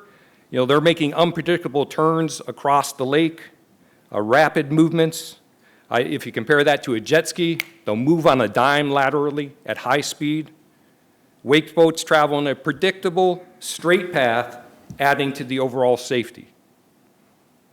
AIS was mentioned as a significant issue, significant, such that there was talk about banning wake boats immediately. Wake boats do have internal tanks, and those are inspected. If a boat is dry, clean, and passes the AIS inspection, it is a safe boat to enter the lake, irregardless of what type of boat. The AIS inspection requirement is in place to ensure only safe boats enter the lake, including wake boats. Moving wake boats out to 300 30 seconds, feet please. will allow wave energies to dissipate, and I support the change for wake boats. That said, the most significant factor for waves is wind and the total number of boats on the lake. Thank you.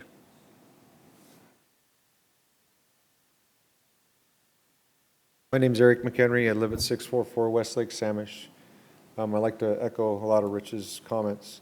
I'm asking for a vote for reconsideration of the ordinance 2019-046 regarding the new no wake zone.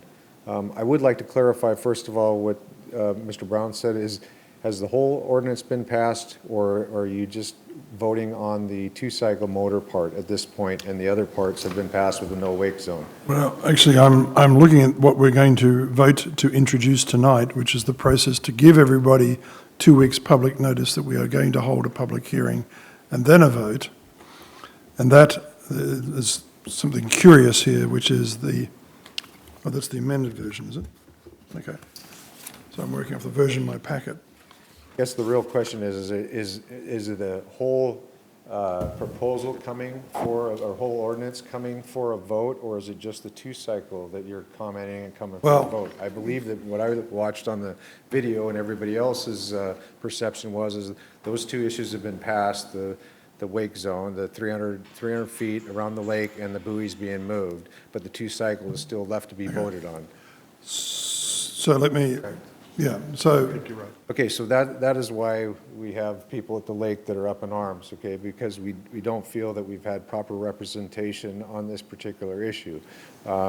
You know, in the past, we have a local organization that's on the lake that has been referenced for other issues, pertinent issues on the lake, such as the stormwater district, some downzoning issues as far as to keep the lake clean. And I respect the fact that the residents that brought the proposal on were looking out for the betterment of the lake, as most people in the area do, okay? They're very conscious about what's going on at the lake, and they want to protect the lake.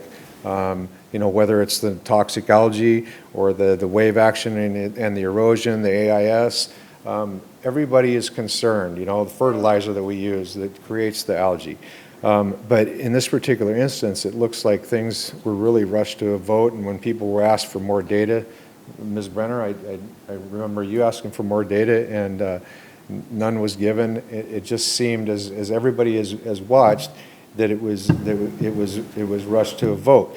And Mr. Sidhu's comments as far as it's, you know, government is slow. Well, we're just asking for to stop, look, and listen. You know, when there's only 10 residents that come, and it's proposed, not a 30 seconds, please. It doesn't seem fair. Okay, the buoys are out too far. Safety is the main concern. Okay, you're going to concentrate. You're taking 50% of the small lake away of the surface area to already fairly unsafe at this point, okay? And then you're going to concentrate all the other people to the big lake, which you've already also taken 30% away with moving the wake buoys out further than what they need to be. I don't understand why they're in the position that they are when the actual new law is 300 feet. We got a meeting together at short notice on 4th of July weekend after seeing the buoys moved on the 4th. Over 50 people came. I realize I'm out of time, but some of the time was clarification, okay? But the bottom line is that everybody came up with some compromises, okay, as you're hearing here today, and I think that it needs to be revisited and listen to the local residents as far as what those compromises are, okay? I have to cut you off. I have to give everybody equal time. Yep, sure. Good evening, Council. Ken Domrod, District 2, taxpayer and voter. I appreciate your guys' attention, and I know it's been a long evening, as I'm sure with the agenda tonight you anticipated, but thank you for still being upright. It's actually kind of interesting tonight to listen to the residents of the Samish community talking with, it sounds like a little bit of frustration about some late notice, and that's exactly why I'm here, trying to get ahead of the curve about this Alderwood annexation process that we still have no information on. So I am here speaking tonight about the lack of information available about the proposed annexation of the Alderwood urban growth area by the City of Bellingham. I understand since the City of Bellingham is set to gain the most from the annexation, the onus should be on them to convince the residents of the Alderwood area that annexation is in the residents' best interest. But the onus is not on them, and the reason for that is the city doesn't need to convince the residents because they don't get to vote on it. The city gets to vote on it, this council gets to vote on it, and the Whatcom County Fire District 8 commissioners get to vote on it. And as I understand the law, this council is the deciding vote. The residents of Alderwood who chose to exercise their right to vote in the last general election cast that vote for a candidate seeking one of the seats on this council. We may not have all agreed on who should occupy each seat, but at least we all got some input. We did not have the same opportunity to vote for the city council. Now the city is asking you to elect them as our representatives. Washington state law grants this body the power to do so under the interlocal method of annexation, but I urge this council to be sure the vote you cast on our behalf is a vote that we would want. At this point, so little information has been provided to the residents of Alderwood that it would be impossible to have an opinion about annexation either way. I personally understand the purpose of UGAs and the desire for urban government to expand their borders, but the city has not articulated a plan for the Alderwood area, nor the total impact of annexation on current city residents or those included in the annexation should it go through. Growth for the sake of growth is senseless, especially when at the city's own admission, the cost of that growth will be a deficit to the city. After all, cities don't run deficits, governments don't run deficits, government doesn't pay debts, taxpayers do. I don't claim to speak for the residents of Alderwood, I only speak for myself. But under this proposal, it is you that can speak the loudest on our behalf. As elected officials, I believe it is your responsibility to make sure your words echo ours. So again, I ask the council to host a community meeting. The chambers behind me sit 200 people, and that's a pretty good start. Invite members of the city council and staff. Invite the commissioners from Whatcom County Fire District 8. It's okay if all the answers aren't available during the meeting, but at least get people together to figure out what the questions are and plan together to find the answers. The voices of your constituents do not go silent after Election Day. I thank you for listening to mine tonight. We have 3 more people. If there's anybody else wishes to speak, please line up. Hello, my name is Caitlin Wilson, and I've lived at Lake Samish all my life. And I'm here to talk a little bit about the recent regulations. So as you can probably tell, there's a lot of people who are here who are unhappy, and I am sorry that they are unhappy.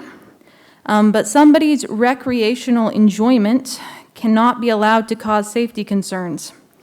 And that is what these regulations are about. So they're about safety concerns for property, they're about safety concerns for individuals, and they're about safety concerns for Lake Samish itself. And these regulations put in place are the same that Lake Whatcom residences and the people who live at Lake Whatcom have enjoyed for years. And Lake Samish is a much smaller lake than Lake Whatcom. So I want to thank all of you for your continued support of these regulations and your continued work forward on these issues. Good evening. My name is Brett Molesky, lifelong Whatcom County resident. I grew up on Lake Samish, lived there for 20 years, made the switch over to Lake Whatcom. I'm a 3-event water skier. I was nationally ranked. I'm now in the industry, and I am a board member at the Water Sports Industry Association. The WSIA, Water Sports Industry Association, is a national organization that helps protect water sports. The one thing I noticed in your guys' Lake Samish meeting last week when I saw the videos was there's no studies. Guess what? I have the study on wake boats and ballasted boats conducted in 2015 by Cliff Gowdy, who is an ocean engineer and naval architect and is one of the most distinguished experts in the field. The study's here. Nobody looked at the study before this was passed. Second thing, WSIA for the last 3 years has been doing a Wake Responsibly program. Wake Responsibly does signs for boat ramps. They do cards such as this on how to wake responsibly, everything.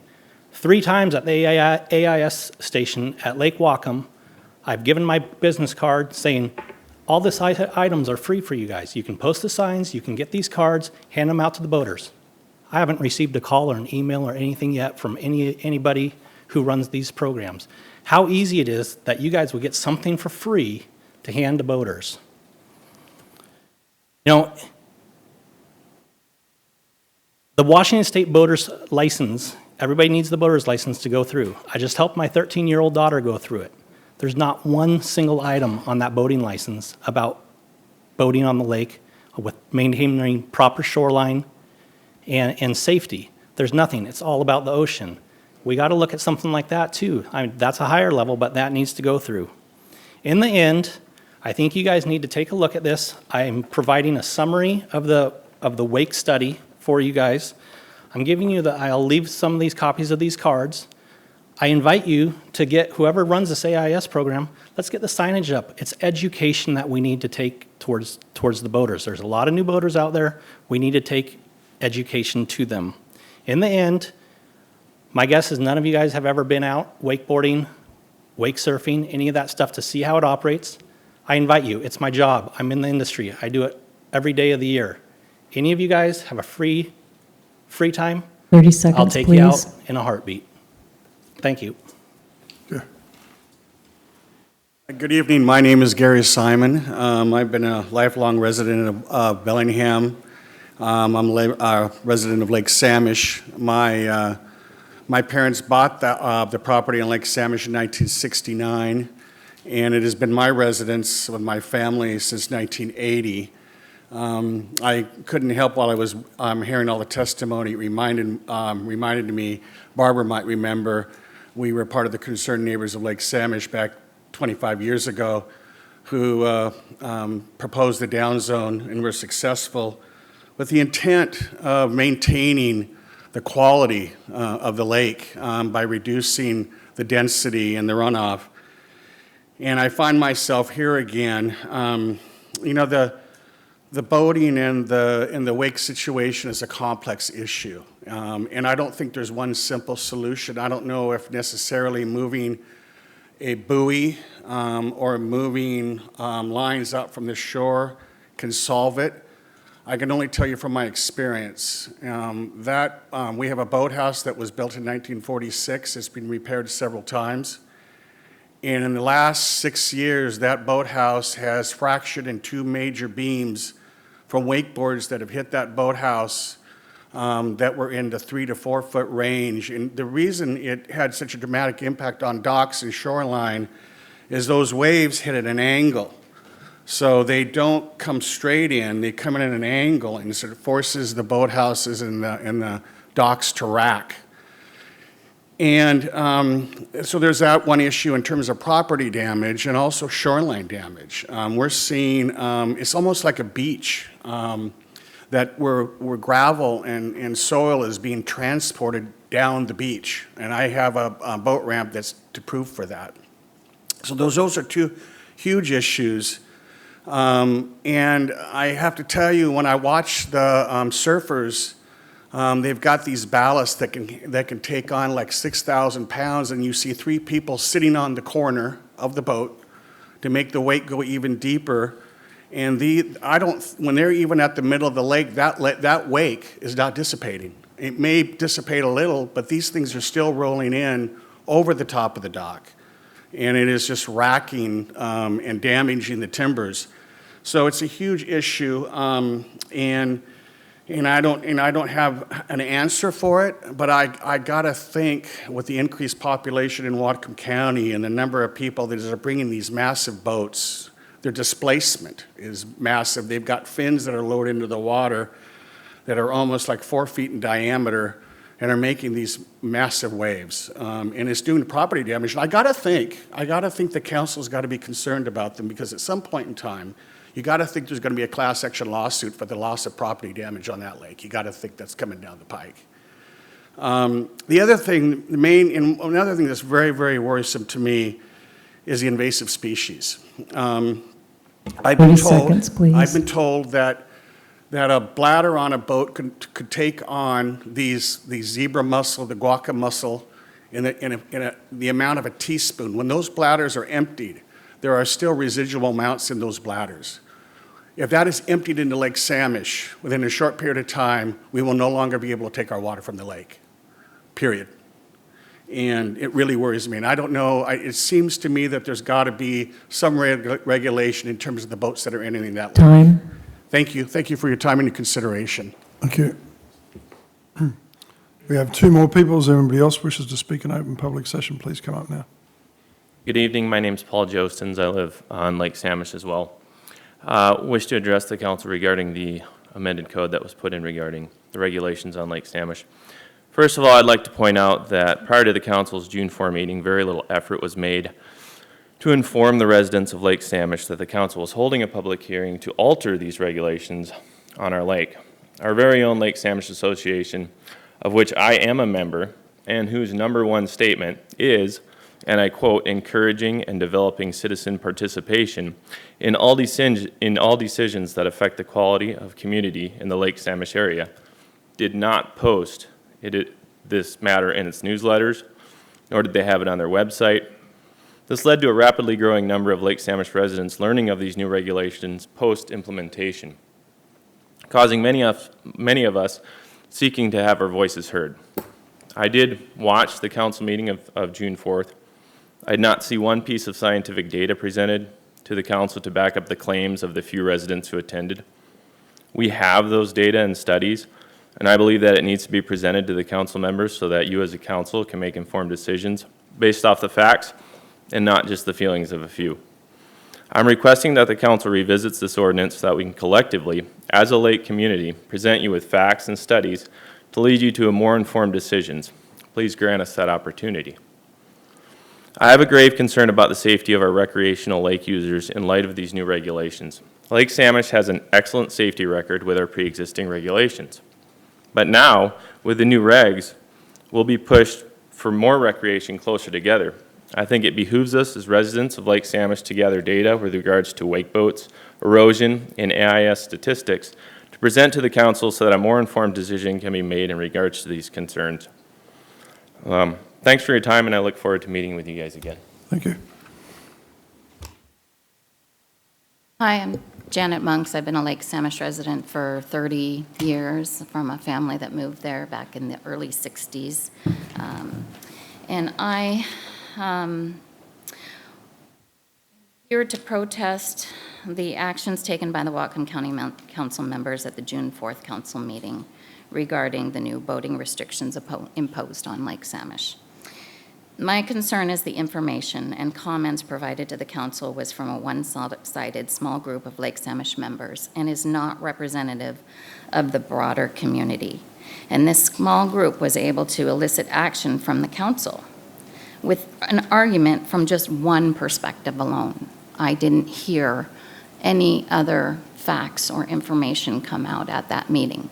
We had not been informed as members of the community, and whatever public notice that was given out, perhaps in the Bellingham Herald, was not found by any of our local community, other than the people that were speaking to you that day. The Lake Samish community is directly affected by those actions taken by the council, and the council provided no reasonable opportunity to the community for the input. The actions have not, I'm going to cut this a little bit shorter. The actions by the council that day has left a large group of residents feeling disenfranchised without representation by their county members. I did send a letter to Tyler Bird as well as the full county council here just the other night. It says that I'm in agreement with many of the people that are coming here to protest as well, and I would love to hear the facts come out studies come out, discussions taking place, perhaps a committee with both sides represented, so that a more well-rounded approach can be taken to the problems that we're that are coming forward here. I was at the community meeting many years ago at Camp Lutherwood when they brought the Whatcom, Lake Whatcom shoreline regulations that they were imposing over there. And they were talking to us about how they wanted to bring those shoreline regulations to Lake Samish. But the consensus at that meeting and with the council at that time was 30 seconds, please. you can't rubber stamp, you can't take the Lake Whatcom shoreline regulations and rubber stamp them on Lake Samish because it will create an unsafe boating environment out there. So it takes a whole other approach, which is why you need to get other people involved. Lake Samish has a long-standing reputation as a recreational sport lake. This lake has successfully supported boating and water recreation of all types, bringing families and communities together. The community members are invested in continuing these traditions in what has overall been very safe. And I respectfully request that the council move the no-wake zones back to its original placements and the shoreline buoys back to 150 feet until the community can get together with a committee and the county council to come up with a better solution that is safer to prevent the overcrowding and potential dangers to the people out on the lake. Time, please. So I just want to correct an earlier statement I made about the ordinance. The ordinance that's in the packet does talk about the 300 foot. The amended ordinance does not. The amended ordinance is an introduction for now for to talk about the two-stroke motors, and the original ordinance was noticed on May 21st and then introduced on May 21st, and then there was a public hearing and a vote on June 4th. Sorry.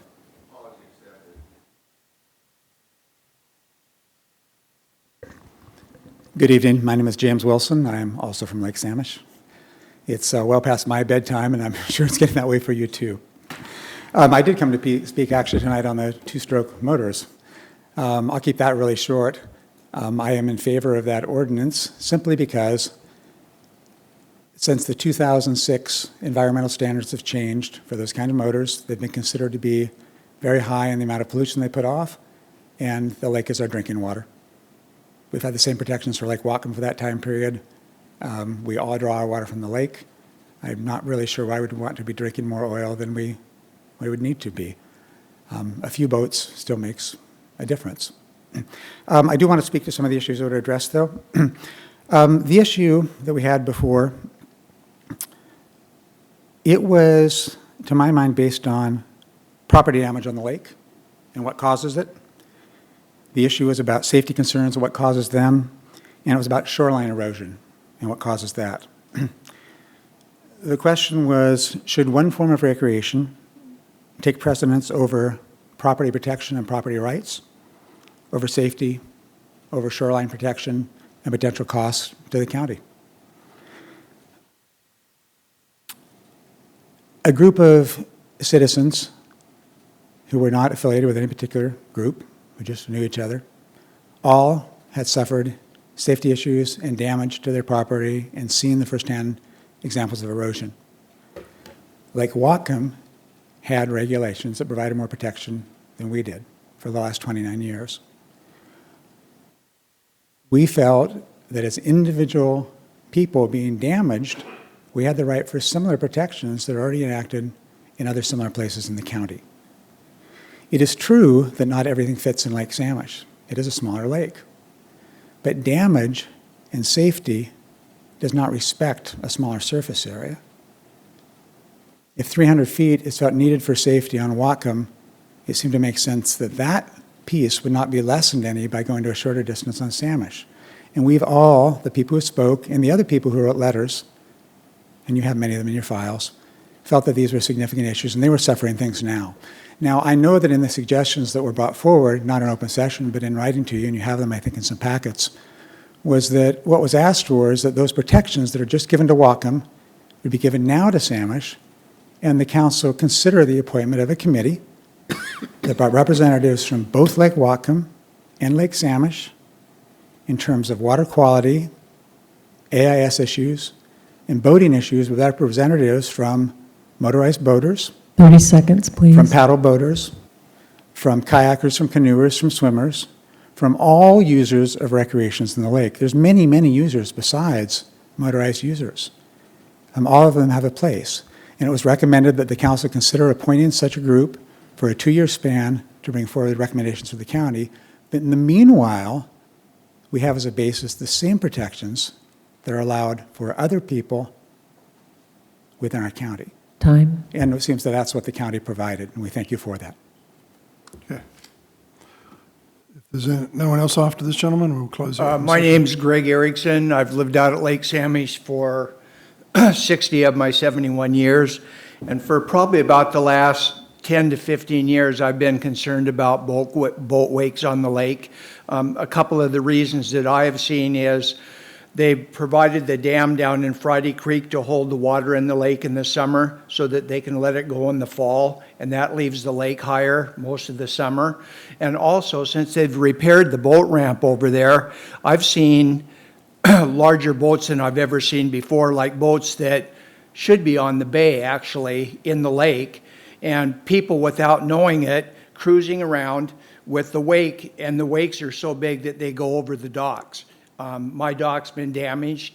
A lot of other people's been damaged. I'm concerned about the roadways, and I've seen big trees fall down. You know, I grew up out there. I was born out there. I've seen trees fall down because of the erosion. But what I'm asking is, don't restrict all skiing activity because of large boat wakes or things like that. Don't even restrict boats for wakeboardings. If there's room that they can go out farther and not create a wake that'll damage. And I'm asking you also to please put the buoys back to within, 150 feet of the bridge and 150 feet in. I think that's adequate if it's placed and done properly. They're checking for invasive species over there, which I agree with. When big boats come in that are too big to be on the lake, they could either tell them, if you can control your wakes, you can be there, but if you can't, I don't know the exact answer. But what I'm asking you is, let's study it a little bit more before we put the restrictions on. I know just normal water skiing does very little damage. But the huge boats, like the big bay boats that I've never seen before, but now that the boat ramp's been improved, they're coming in there. Somebody should at least tell them, be aware of your wakes because it's doing a lot of damage.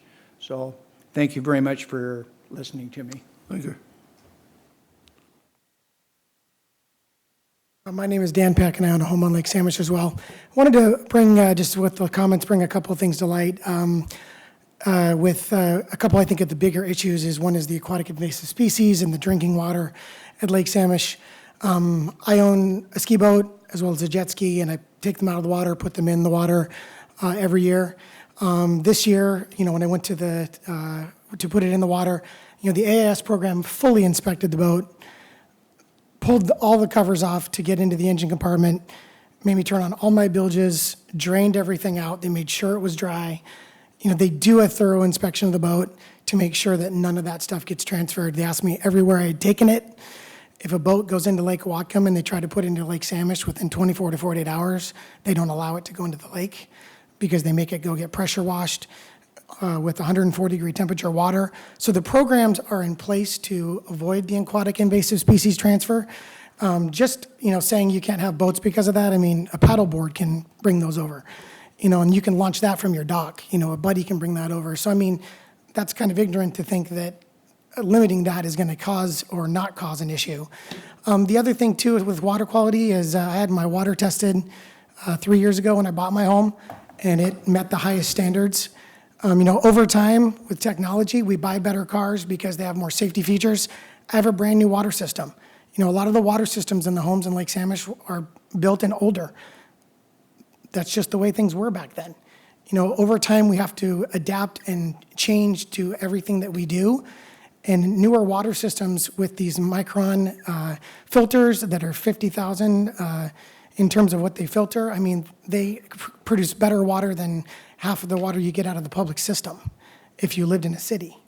And so in terms of water quality and the AIS program, I don't see that there being a water quality issue going forward, because I think the systems are in place to prevent that from transferring. In terms of the big boats, you know, obviously that's something that also can be regulated as well. You know, you can go in and put limitations on the size of boats if you wanted to. I was standing on my dock with another colleague that was here today. We watched a wakeboard boat at 7 p.m. all alone go down the middle of the lake. By the time their wave caught our dock, it was less than 6 inches tall and it barely moved our dock. So if the wakeboard boats are regulated to the middle of the lake, I don't see how that wave even attributes to anything bigger than what you'd see a wind wave contributing. Anybody that's wakeboarding that creates a 4-foot wave that goes over our dock, 30 they're seconds, doing please. it way too close to the shore. And the residents of Lake Samish treat the lake and respect the lake, and they don't do that. The weekend warriors that come out that don't have the training or the knowledge or the respect, they might not do that, but the people that live there do. Thank you. Okay. Is there anybody else who wishes to speak at the open public session? Seeing none, we'll close the open public session, and we move on to Mr. Donovan. Is it okay to respond just briefly? Sure. We have been trying to schedule a committee meeting to talk about the ballast boats in particular and the AIS issue. And the city runs the AIS program, but I think Councilmember Buchanan and I were at the latest Lake Whatcom Policy Group with a presentation where the AIS director referred to those boats, the ballast boats, as high-risk boats and something that may need to be treated differently, considered differently than other classes of boats. But I'm trying to get the city's AIS people, our natural resources director. I think I've also CC'd our attorney in there in terms of like how can we treat or can we treat one category of boats differently. So we're trying to get that scheduled and getting all those people into the same committee. So I think I did CC you on that, right? So, so there's an ongoing discussion. Okay. With that, did you wish to speak on that, Mr. Sadhu? Okay. That a lot of people have come here today, and I appreciate that you bring the different perspective.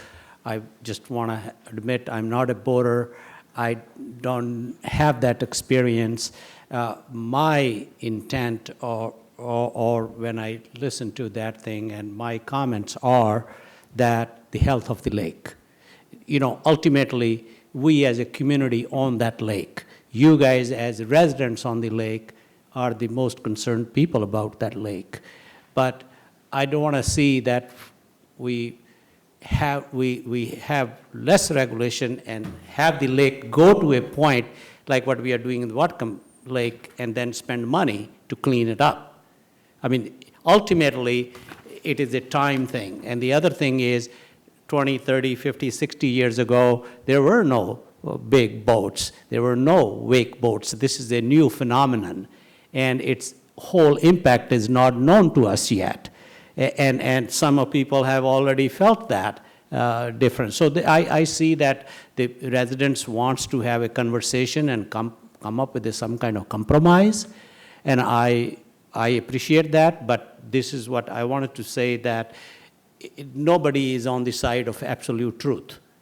The people who favor that we should be allowed to use the lake the way we want it, and the people who say that we should ban everything.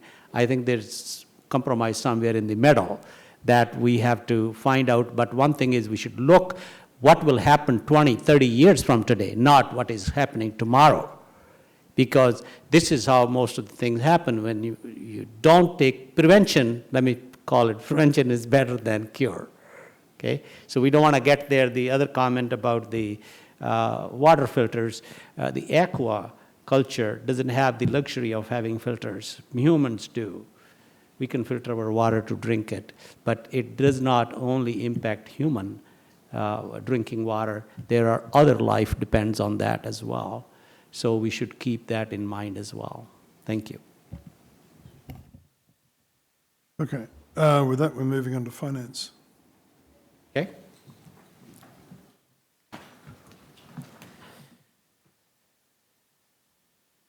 Well, the next item on the agenda is AB 2019-369, request authorization for the county executive to enter into an interlocal agreement between Whatcom County and Washington State Department of Social and Health Services for a long-term working capital advance in the amount of $300,000. This received a 2-0 vote in the committee. Mr. Byrd excused. I so move for approval. It's been moved for approval. Any discussion? Seeing none, all in favour say aye. Aye. Opposed? That passes 6-0 with Mr. Byrd absent. The next item is AB 2019-372, request authorization for the county executive to enter into an interlocal agreement between Whatcom County and the Washington State Department of Social and Health Services Developmental Disabilities Administration for a coordinated and comprehensive program of service for persons with developmental disabilities in the amount of $3,678,521. This also received 2-0 vote in the committee, and Mr. Byrd excused, and I so move for approval. It's been moved for approval. Any discussion? Seeing none, all in favour say aye. Aye. Opposed? That passes 6-0 with Mr. Byrd excused. The next item is AB 2019-381, request authorization for the county executive to enter into an interlocal agreement between Whatcom County and Skagit County for participation in the Youth Marijuana Prevention and Education Program in the amount of $28,000. This also received 2-0 vote in the committee, and I so move for approval. It's been moved for approval. Any discussion? Seeing none, all in favour say aye. Aye. Opposed? That passes 6-0 with Mr. Byrd excused. Next item is AB 2019-382, request authorization for the county executive to enter into an interlocal agreement between Whatcom County and Washington State Department of Children, Youth, and Families to outline general terms and conditions of agreements between the agencies. This also received 2-0 vote in the committee, and Mr. Byrd excused. I so move for approval. Move for approval. Any discussion? Seeing none, all in favour say aye. Aye. Opposed? That passes 6-0 with Mr. Byrd excused. The next item is AB 2019-313, request authorization for the county executive to enter into an interlocal agreement between Whatcom County and Lummi Nation for the repair of Lummi Red River Levee, council acting as Whatcom County Flood Control Zone District Board of Supervisors. This also received 2-0 vote in the committee. Mr. Byrd excused, and I so move for approval. It's been moved for approval. Any discussion? Seeing none, all in favour say aye. Aye. Opposed? That passes 6-0 with Mr. Byrd excused. The next item is AB 2019-385, resolution authorizing an application to Brian Abbott Fish Barrier Removal Board for North Fork Road, Kenny Creek Fish Passage, project CRP number 919007. This also received 2-0 vote in the committee. Mr. Byrd excused. I so move for approval. It's been moved for approval. Any discussion? Seeing none, all in favour say aye. Aye. Opposed? That passes 6-0 with Mr. Byrd excused.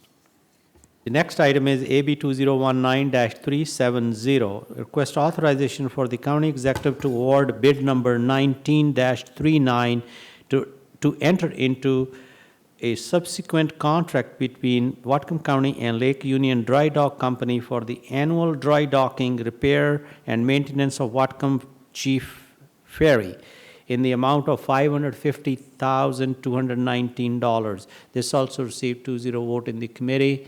Mr. Byrd excused, and I so move for approval. And for the record, the amount was $555,000, $219. Oh. You had the wrong amount. Oh, $555,219. Been moved for approval. Any discussion? Mr. Donovan. let's make this a controversy. No, I just want to, when we were talking about this in committee, Ms. Frazee asked how much, what has it cost in the past, or something, and staff came right up with a handout.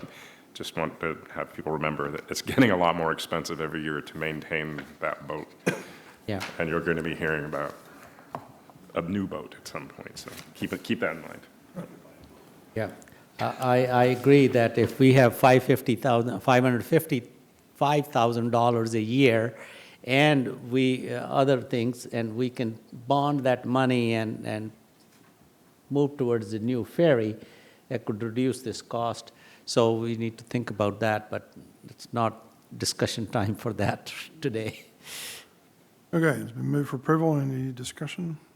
Seeing none, all in favour say aye. Aye. Opposed? That passes 6-0 with Mr. Bird excused. Other items, no community assignment, was an ordinance AB 2019-021, ordinance granting Deer Creek Water Association a franchise, the right, privilege and authority thereunder to locate, set, erect, lay, construct, extend, support, attach, connect, maintain, repair, replace, enlarge, operate and use facilities in, upon, over, under, along, across and through the franchise area to allow for the provision of water services. Move to approve. Is there Mr. Donovan's move to approve? Do I have a second? Second. Ms. Frazee seconds. Discussion? Ms. Brenner? Well, I think it's unfortunate that we are not using this opportunity on this one and the next item to make sure that people who are in water associations have some say and some fair treatment. And I don't feel like the way it's been handled that they do. I'm going to abstain because I don't agree with it, but. Yeah, I agree with Ms. Brenner's contention that this was the opportunity. We tried to push on them to get more information or some changes, but as per the conditional or the countywide water purveyor rules and state health department, we have not been able to do what we wanted to do, but we need to find some way of pinning down more responsibility, accountability more than responsibility, accountability to the public by these water associations. But I'll vote in favor of this, providing the franchise, but I think the matter still remains to be resolved on the accountability issue. I just have a question for the clerk. This is an ordinance. There's no requirement for a public hearing. The council already held a public hearing on this item. All right, so there's no, there's no requirement to do it tonight. Okay. All right, we have a motion and second further discussion. Seeing none, would the clerk please call the roll? Todd Donovan, Yes. Carol Frazee, Yes. Satpal Sidhu, Yes. Barbara Brenner, Abstain. Red Brown, Yes. Barry Buchanan, Yes. Passes 5-0 with Councilmember Brenner abstaining and Mr. Bird excused. Next item up is AB 2019-167, ordinance granting Glenhaven Lakes Club a franchise and the right, privilege and authority thereunder to locate, set, erect, lay, construct, extend, support, attach, connect, maintain, repair, replace, enlarge, operate and use facilities in, upon, over, under, along, across and through the franchise area to allow for the provision of water services. Is there a motion to approve? So moved. Mr. Buchanan moves approval. Do I have a second? Second. Mr. Donovan seconds. Any discussion? Seeing none, would the clerk please call the roll? Carol Frazee, Yes. Satpal Sidhu, Yes. Barbara Brenner, Abstain. Red Brown, Yes. Barry Buchanan, Yes. Todd Donovan, Yes. That passes 5-0 with Councilmember Brenner abstaining and Bird excused. Next item up is appointments, executive appointments to boards, commissions and committees. AB 2019-374, request confirmation of county executive's appointment of Josh Peterson to the Behavioural Health Advisory Committee. Move to confirm. Ms. Brenner moves to confirm. Is there a second? All in favour say aye. Aye. Opposed? That passes 6-0 with Councilmember Bird excused. Next item up is AB 2019-375, request confirmation of the county executive's appointment of Marshall Gartenlaub to the Northwest Senior Services Board. Do I have a motion to approve? Move to confirm. Brenner moves to confirm. A second? Second. Mr. Sadoo seconds. Any discussion? Seeing none, all in favour say aye. Aye. Opposed? That passes 6-0 with Mr. Bird excused. Next item up are the introduction items. Move to introduce. Move to introduce, and that's items 1 through 9. Do I have a 1 second? through 9. There's also, there was an added one. There's a substitute version Yeah. for, there was a 1 through 9 with a substitute version for item number 6, which is the blue page related to the Lake Samish water quality and amendments to the county code. I had a motion from Mr. Buchanan. Do I have a second? Second. Ms. Brenner seconds. Discussion. Mr. Sadoo. I had a question to maybe Tyler or to the clerk that the resolution we passed on June 4th meeting about the Lake Samish that people were talking about, is there a way for reconsidering or the community can get together and bring in new things about that, whatever the discussion that's going? Because I believe that that ordinance is already passed and voted and implemented, right? That's correct. So what is the recourse for the community to, I would, if they would like to change that? I'm just asking question because I don't know. if a council member wanted to sponsor another ordinance, Okay. that would revise that one or replace that Or one. replace that one, okay. I just wanted to know what the method of recourse is. Right. Any further discussion about introduction? Seeing none, all in favour of introducing items 1 through 9 with the amended version 6, say aye. Aye. Opposed? That passes 6-0 with Mr. Bird excused. All right, Special Committee of the Whole, we had a discussion today about Cascadia Law Group's recommendations. We had several proposed amendments, and then we are waiting on further feedback from Cascadia Law Group. Finance and Administrative Services. Yeah, we had first the report in the committee meeting, a report from county executive. He gave us more data on design to last data on the jail, which we need to study. And then we had a presentation from Bellingham Whatcom County Tourism countywide wayfinding. I think that was very interesting and something which can take probably close to $2.8 or $3 million to do that. But the concept looked very good. I think the council was happy to see something happening like that, but still need to see how it get funded.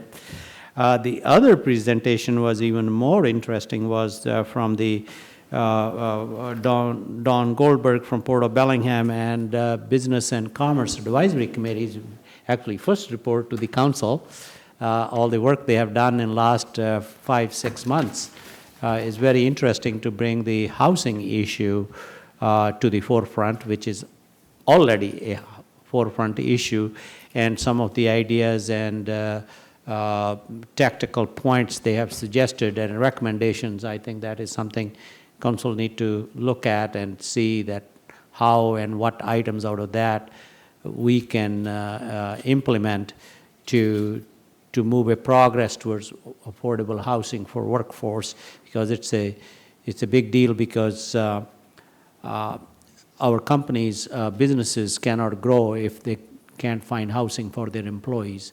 So to me, it's an important issue, and we should consider some of those recommendations.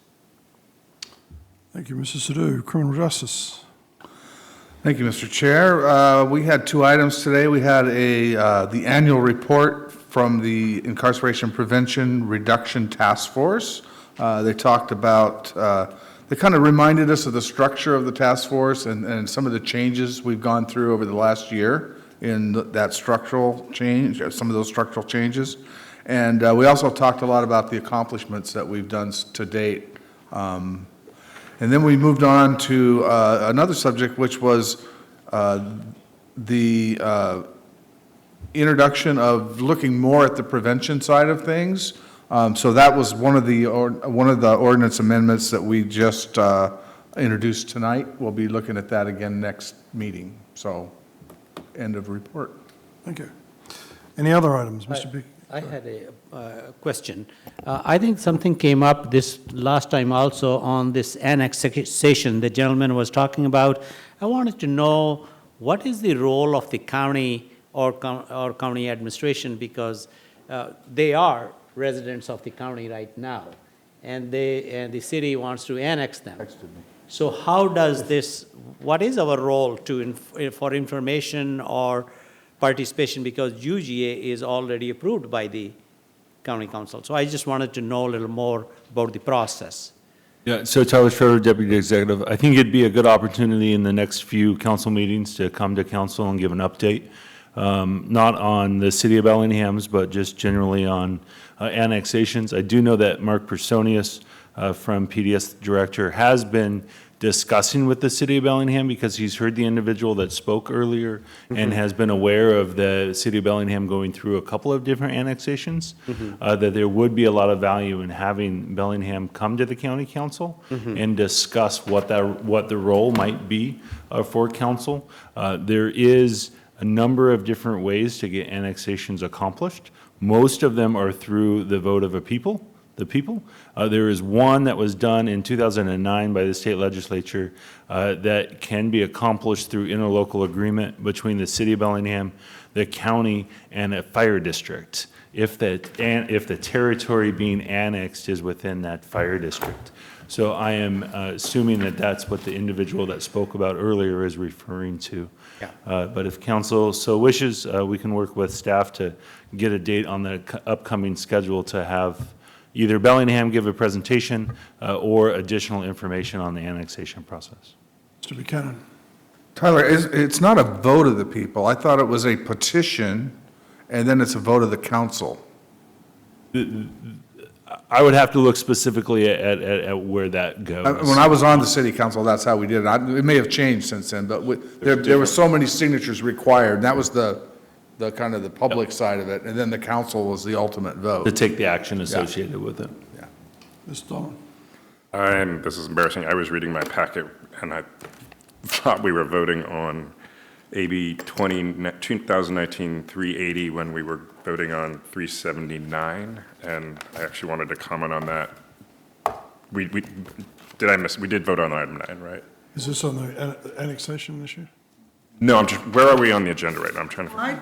I got something. We're on. Well, so I'd like to let Ms. Brenner finish on the annexation. And then we'll come back to that. Tyler, isn't there also like an appeal process that? Yes, there is. I think I told this fellow, or I've told two people, and I thought he was one of them, but. In that 2009 legislation that was passed for the fire district process, there is a referendum process if it's passed to allow for a vote or a decision of the individuals in there to repeal it through a referendum process. Yeah, referendum, right. Okay. Any further discussion on the annexation? No, but, because he's going to bring stuff forward. What was your question, Mr. Don? I missed where we were in the packet when we voted on item 9. We did vote on item 9, right? On the. Well, we voted. Voted on all of them. Oh, those are introduction items. Okay. Yeah. I got confused when I flipped my page. I'm sorry. It's late. Okay, that was just an introduction. Little late. Yes, a little late. Other council member updates? Yeah, I got one. Mr. Buchanan. Last time I saw you all, I was headed for Philadelphia. Yes. On a MacArthur Foundation grant. There was that explosion. And then we were there during the refinery explosion. That was the day we left. But we didn't hear anything, didn't hear any explosion or sirens or anything. But it was kind of freaky when we got home and we heard about that. But anyway, myself, Councilmember Hamel, Representative Shoemake, Representative Roger Goodman from Kirkland, and Peter Raffato, the city attorney, and Ann Deacon went to Philadelphia. It was our last wrap-up session for the young adult incarceration prevention. And it wasn't what I thought it was going to be. I thought it was going to be a big party and, hey, everybody did great, and, you know, but it was more work, and that was awesome, actually.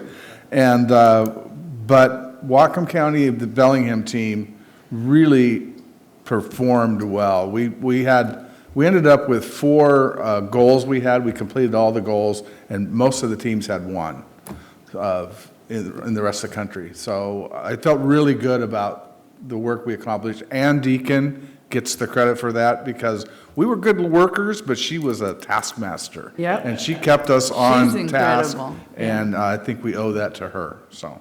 And thank you for doing it, though, Barry. Sure, of course. Rosie. Donovan. Can't even figure out where I am in the packet. All good. Okay, I have nothing else. If there's no other good for the order, we are adjourned. Thank you.